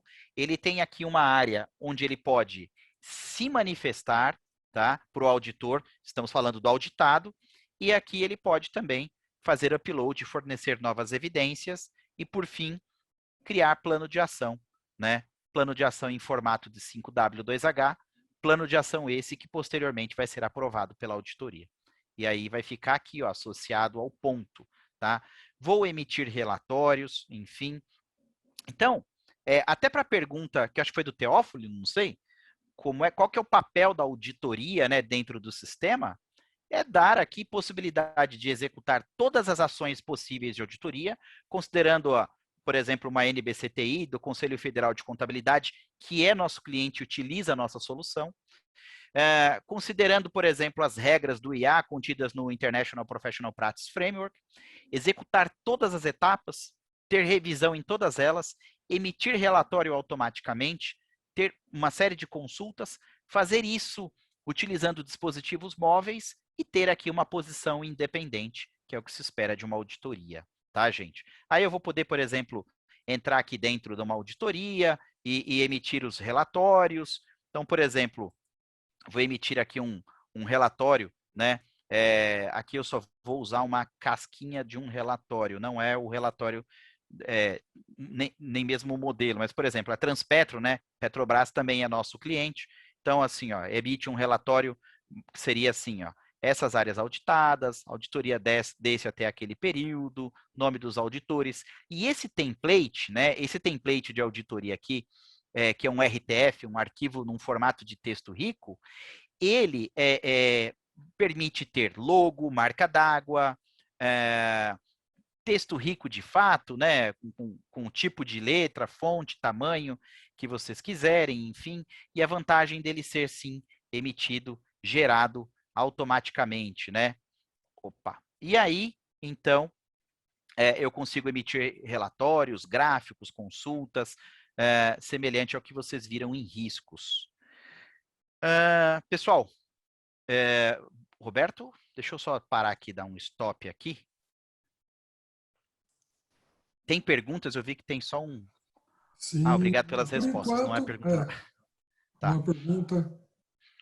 Posso seguir para compliance e para GCN, para gente, porque já vi aqui que é 17h35, para a gente, de repente, dar um espaço de conversa Sim, pode seguir, geral para que final? a gente mostre o conteúdo como um todo, né? Isso. Depois a gente, ao final, se tiver mais algum questionamento e der tempo, a gente responde. Caso não, o canal da Pirinity aqui, que está respondendo os questionamentos, vai inserir todos os nossos contatos, né, para que a gente responda os questionamentos por e-mail.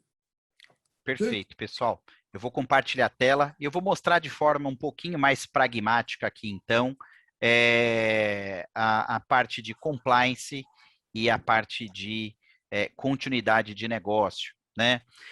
Pessoal, vocês lembram que quando nós estávamos falando daquela etapa inicial de estruturar a empresa, definir os processos, uma das possibilidades era, por exemplo, criar aqui fluxos de aprovação documental, né? Esses fluxos aqui, eles podem ser acionados clicando aqui no play, e aí ele vai falar, ó, começou o processo. Isso significa que a solução vai começar a notificar os responsáveis por uma atividade, por uma aprovação, para dar um parecer num documento. Esses documentos criados, eles vão ficar aqui dentro do menu Core, nessa área de documento legal, né? Ou seja, aqui dentro, eu vou ter todos os documentos que foram criados internamente, né? Cujo o regulador é a própria operadora de vocês. Por quê? Porque é uma política, porque é uma norma, é um procedimento, coisa do tipo. E aí, feito isso, né? Eu preciso, então, salvá-los, eu preciso publicá-los, eu tenho uma área aqui onde eu também posso publicar esses documentos. Nessa área de publicação, eu também posso fazer uma classificação de acesso à informação, dizendo quem é que pode ver, se esse documento é local, se ele é só de diretoria, é só da área de compliance, de auditoria, se ele é um documento público, por exemplo, um código de ética e conduta, o exemplo que nós já demos um pouquinho antes. Ele é um código de ética e conduta, portanto, ele interessa, né? Ele é pertinente para todos os colaboradores. Então, eu faço essa classificação e aqui dentro do documento legal, eu vou ter aqui, por exemplo, se eu entrar aqui nessa política de segurança da informação aqui, ó, eu vou ter dados do documento, os gestores desse documento poderão fazer a alteração através aqui de uma ferramenta de OnlyOffice, que é um editor de texto na nuvem, e as publicações, o time que faz parte do workflow de aprovação poderá ver todas as versões. As pessoas, os colaboradores da empresa sempre poderão ver a última versão e aí já não mais em um formato estático, né? Não mais em um formato editável, sim num formato estático, né? Então, isso aqui também deixa só eu baixar isso aqui para lá para eu poder fechar aqui. Pronto. E aí, aqui eu faço essa parametrização. Importante dizer também o seguinte, ó, eu faço uma parametrização de órgãos reguladores, origens e tipos. Então, por exemplo, se eu for cadastrar aqui um órgão regulador e eu estou falando de uma política interna, de uma norma, de um procedimento, quem é o órgão regulador que eu vou cadastrar aqui? Vai ser a minha própria operadora, é a minha Unimed, por exemplo, né? Eu vou cadastrar por quê? Porque eu sou o órgão regulador quando está se falando de política, de norma, de procedimento interno. Agora, por exemplo, para cadastrar 443, para os meus colaboradores terem acesso, eu venho aqui e vou cadastrar como órgão regulador, por exemplo, a Agência Nacional de Saúde Suplementar, a ANS, né? E aí, eu também faço um cadastramento de tipos de documentos. Então, se vocês olharem aqui, ó, eu tenho alguns tipos que já foram alimentados, né? Ó, circular, constituição, alguns tipos de decreto, emenda, alguns tipos de lei, instrução, medida provisória, normativo, política, parecer, portaria, procedimento, tratado internacional. eu preciso ter esses elementos, porque na hora que eu vou criar um novo documento interno, eu tenho que informar tudo isso. Qual que é o tipo do documento, né? Qual que é o órgão regulador, né? E alimentar os demais dados. Esse destaque que está sendo dado aqui para o documento legal é porque ele tem relação com a atividade de compliance, onde eu tenho duas funções principais. Uma é o cadastramento de obrigações voltadas aí, por exemplo, à ANS, que eu vou gerir dentro de um calendário. E eu tenho uma outra parte de compliance de dispositivo legal, que significa fazer a disseminação desses elementos e, ao mesmo tempo, saber se as áreas estão atendendo. Então, aqui eu vou colocar o título desse dispositivo legal. Aqui eu vou selecionar, por exemplo, o dispositivo legal. Aqui eu vou selecionar quais áreas da empresa precisam me responder. Então, eu vou selecionar aqui, 3 áreas que são as mesmas, mas porém uma no Brasil, uma na Argentina, uma no Chile, e as áreas vão receber uma provocação eletrônica, uma notificação para falar se estão atendendo, né, um dispositivo legal específico. Aqui elas vão falar, se ela contar aqui, responder pragmaticamente que sim, o sistema já vai estabelecer aqui um prazo de resposta para receber essa evidência. Se a área falar que não está atendendo, vai surgir aqui um campo de justificativa e aí depois tem todo um fluxo de tratamento também, onde a pessoa ou vai assumir o risco ou vai ser criado um plano de ação, mas independente então da resposta sim ou não, o CDL ele tem um fluxo que vai passar por testar a aderência, analisar as evidências e ao término de todas essas análises, esses testes, declarar que sim ou não, né? Sim, estou aderente ou não estou aderente. De uma política, de uma norma, de um procedimento, né? Aqui as pessoas dão aceite, né? Vão informar, tenho conhecimento, tenho ciência desse item regulatório. O próximo item aqui é o cadastro da obrigação vinculado a um calendário anual, e aqui cada uma das áreas terão as suas obrigações. O time de compliance normalmente visualiza todas, né? Então ele vai ter ali um calendário recheado de obrigações, com uma legenda aqui, essa cor vai significar o status, né? Data com obrigação em aberto, não publicado, quer dizer, criou-se uma obrigação, não foi publicado, né? A data atual, hoje é dia 29, está pintado de laranjinha aqui, não é? Data com obrigação futura, com obrigação atrasada e assim por diante. Então, aqui dentro desse item, eu entro dentro de uma data e aqui eu adiciono uma tarefa, uma obrigação regulatória, que também, assim como o CDL, vai estar vinculada, vai estar associada a um dispositivo legal, por exemplo, uma NR 443 também, né? E com base nisso daqui, eu vou estabelecer uma frequência.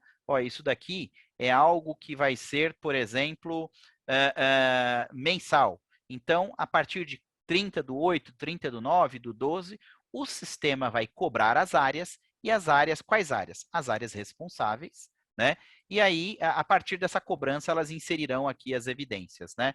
A solução, ela vai ter também uma atividade de, deixa eu entrar aqui dentro da central do sistema, eu crio os alertas, né, as notificações de alerta. Então, por exemplo, eu quero que o sistema cobre as áreas acerca dessa obrigação regulatória.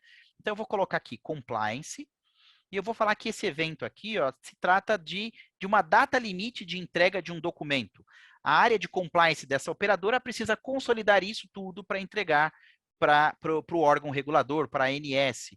Então, eu vou falar quais são os perfis que serão notificados, que serão cobrados, e eu posso aqui criar modelos de mensagens diferentes. Por exemplo, eu quero que com 30 dias de antecedência, o sistema já cobre, falando, olha, em 30 dias vence o prazo para você apresentar as evidências de execução dessa tarefa, né? Ele vai falar, você quer repetir? Sim ou não? Se eu disser que sim, ele vai falar, de quantos em quantos dias? Então, por exemplo, eu quero cobrar com 30, com 20, com 10 dias. Se eu colocar aqui uma periodicidade menor de 5, ele vai cobrar com 30, 25, 20, 15, mas sempre antes. Eu tenho a notificação no momento, que é o dia do vencimento, é o próprio dia 30/8. Eu tenho a notificação depois. E ele só vai startar essa notificação se houver atraso. Então, eu posso falar assim, ó, com um dia de atraso eu já quero que você cobre, e eu quero que daí você fique cobrando a cada 3 dias, né? Mas como já está atrasado, eu também quero que você notifique os superiores. Superiores de quem? Dessas pessoas aqui que já seriam naturalmente notificadas, né? E eu quero que envie por e-mail e também para a caixa de entrada que está dentro do menu do sistema. Deixa eu baixar aqui, ó. Aqui dentro tem uma caixa de entrada, tá, pessoal?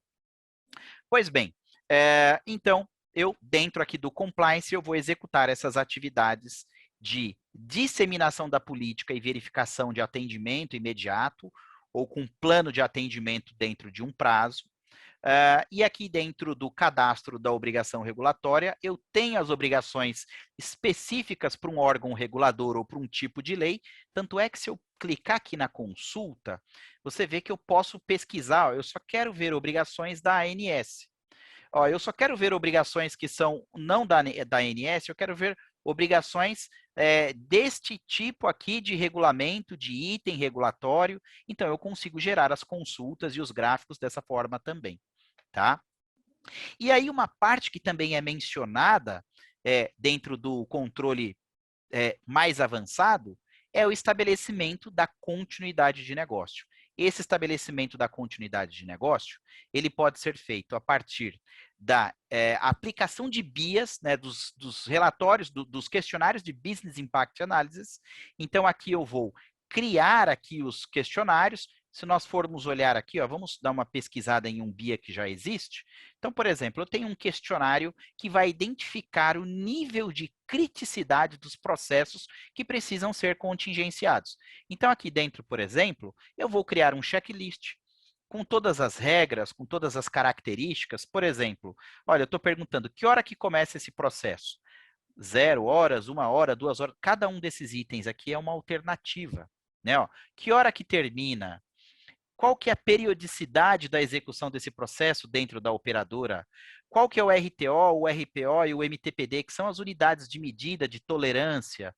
Então, eu vou fazer, por exemplo, perguntas relacionadas aos tempos, aos recursos materiais utilizados, ao impacto administrativo, operacional, reputacional, de mercado, regulatório legal, de pessoal, financeiro e assim por diante. Eu crio esse checklist para aplicar nos processos.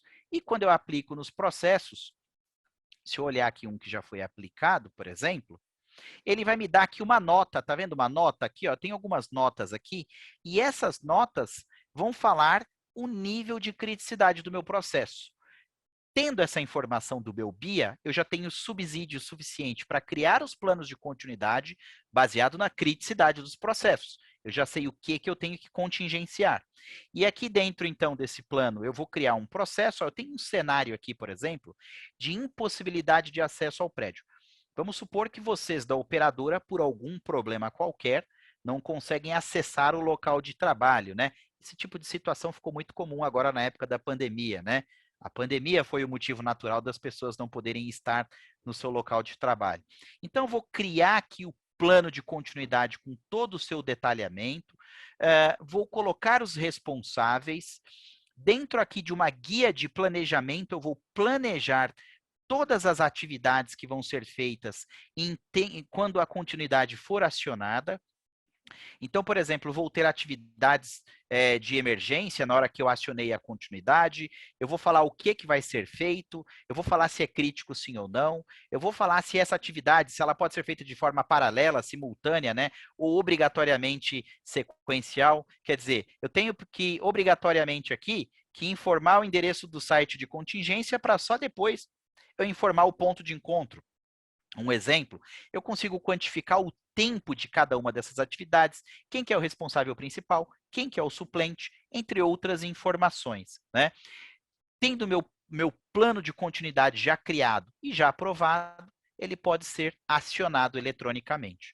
Então, eu vou entrar dentro lá do meu ambiente e o botão vermelho permite que eu acione a contingência real, de verdade, de fato, né? Enquanto esse botão aqui, que é um lápis e uma borracha, parece um band-aid também, né, gente? Ele permite aqui que eu inicie a contingência, só que não é uma contingência real, é uma contingência em teste, para verificar o quão aptos, capacitados estão os meus colaboradores. A próxima etapa aqui, então, depois que a contingência foi acionada, cada um vai receber a sua atividade, ele vai poder entrar dentro da sua atividade, dentro da sua atividade ali, ele vai poder iniciar startup. Isso aqui até já tinha sido iniciado, era uma atividade que estava prevista em 5 minutos e faz só 79.564 minutos que ela está rodando. Ó, eu vou dar uma pausa aqui e vou falar que ela foi concluída, por exemplo, né? Dentro destes itens aqui, que a gente aciona, clicando nesse botão aqui do play, por exemplo, eu tenho aqui a possibilidade de escrever os comentários, né? Eu posso inserir anexos e tudo mais, né? E aí eu tenho também, após cada um executar a sua atividade, eu tenho um time que fica fazendo o gerenciamento, o acompanhamento de todas essas atividades. Ele vai falar o que está concluído, o que está disponível ainda. Deixa eu voltar em outro aqui para ver mais possibilidades. Por exemplo, determinadas atividades estão bloqueadas, ou seja, elas são sequenciais. Elas precisam que algumas sejam executadas para que elas sejam feitas. Algumas estão atrasadas, outras estão ainda em execução. Eu vou acompanhando o percentual de evolução e os indicadores gráficos, né? E até o término da contingência. É válido mencionar também que, para executar todas essas atividades aqui, a gente tem o framework da ISO 22301 como nosso elemento de apoio, tá, gente? Então, vou dar um stop share aqui. E estou vendo aqui que já tem mais alguns questionamentos, mas fiquem à vontade para falar. Não, Eduardo, são todas posicionamentos, não tem questionamento. Pode seguir e finaliza o conteúdo, tá? Não, perfeito. Então, acho que... E deixando contato. Não, perfeito. Eu agradeço a atenção de vocês. Peço desculpa se foi um pouquinho extenso, mas o nosso objetivo aqui nesse webinar era poder falar o seguinte, né? A Circular 443, ela fala em 2 aspectos. Um, atender minimamente uma estrutura de gestão de riscos e controles, e outra é atender de forma avançada. Então, até aquela parte inicial que nós mostramos, ali você atende minimamente, né? E de uma forma mais avançada é quando você possui essa estrutura que vai criar não só as políticas e definir ali os procedimentos, a assunção de risco que o Leandro falou, a aceitação, o apetite, como também vai permitir que você tenha os trabalhos em compliance, em continuidade, uma auditoria que vai atuar de forma independente, tá? Acho que esse era o objetivo. Se não tiver mais pergunta, se tiver mais alguma pergunta, fiquem à vontade. E aí eu acho que tem os nossos contatos, né, Roberto? Não sei se já passaram. Sim, Isso, passaram aqui. A gente já colocou aqui todos os nossos contatos. Perfeito. Bom, acho que a gente conseguiu cumprir, né, com o cronograma aí desse webinar, extenso, muita informação, mas acho que foi bacana, válido. Agradeço aí, Eduardo, pela explicação, pelo conteúdo, pela demonstração do software, gostei bastante, apesar de já ter visto essa apresentação algumas vezes. Excelente, como sempre, amigo. Queria agradecer também aí a apresentação e a participação do Leandro Jesus, um consultor nosso, da casa aqui da Perinit, um conhecimento incrível. Leandro, como eu disse, amigo, se você quiser falar um pouquinho, né, finalizar aí a sua participação, contando um pouquinho do nosso EAD, né, voltado aí para capacitação em cima daqueles cursos que nós temos, fica à vontade, tá bom? Que é muito bom. Obrigado, Edu. Eu agradeço aí a oportunidade, a presença massiva aí de todos aí, né? Chegamos num pico de muita gente aqui nesse fórum aqui. Eu reforço aqui os temas, né? Por mais que tenha um nome, né? 443, né? Mas para eu, Edu e o Roberto, nós estamos no mercado aqui atendendo todos os segmentos. Então, hoje nós temos clientes no segmento de bancos, segmento de serviços, indústria, todos os segmentos, e a mesma resolução que vocês têm aqui para GRC é a mesma que tem lá nos bancos. E a base é que o Edu falou. A base é um framework, é o CUSO, é a ISO, são as melhores práticas de mercado. Então, vocês podem seguir essas melhores práticas que vocês vão implementar e dar boa resposta aqui, as boas respostas aqui para a resolução específica. Então, eu faço um convite para vocês. Então, se vocês entrarem lá no YouTube, né, Academia do Auditor, você vai ter lá alguns vídeos e tem uma série que eu publiquei lá recentemente sobre GRC, e aí são cinco vídeos, cada um falando de um dos pilares do GRC e que vai te ajudar a entender mais a conceituação aqui, a base teórica aqui do que é um GRC bem estruturado e a resposta para a resolução, tá? Eu agradeço mais uma vez, estou à disposição, e um pedido final aqui é que controles internos, gestão de riscos e auditoria interna, o Instituto dos Auditores, na sua última atualização das linhas de governança, autorizou, né, permitiu, nos deu a liberdade de trabalhar, de atuar com expertise para ajudar o gestor das áreas na construção do fluxo, do organograma, das matrizes de riscos operacionais, e que ajuda muito para trazer para dentro da ferramenta, ter os riscos bem identificados e os controles bem endereçados, tá? Então, esse é o pedido final. Ajude os gestores das áreas da Unimed, das empresas que vocês atuam, para que eles conheçam mais, tenham o patrocínio da alta administração e criem a cultura de disseminação de riscos e controles nas empresas, tá bom? Obrigado e até a próxima. Pessoal, obrigado então pela participação de todos. Agradeço mais uma vez em nome da Perinit.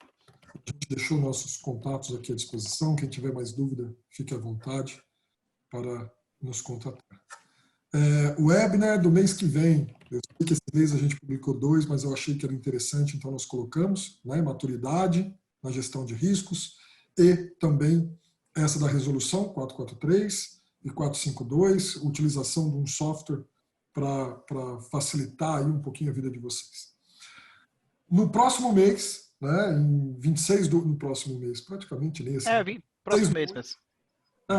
Praticamente aqui. 26/8, teremos um webinar focado na condução de gestão de continuidade de negócios, tá? Toda a parte consultiva e também como a gente pode utilizar o software para facilitar aí a vida de todos vocês. Esse não é tão específico para segmento de saúde, mas já deixo aqui o convite. Obrigado a todos. Até mais.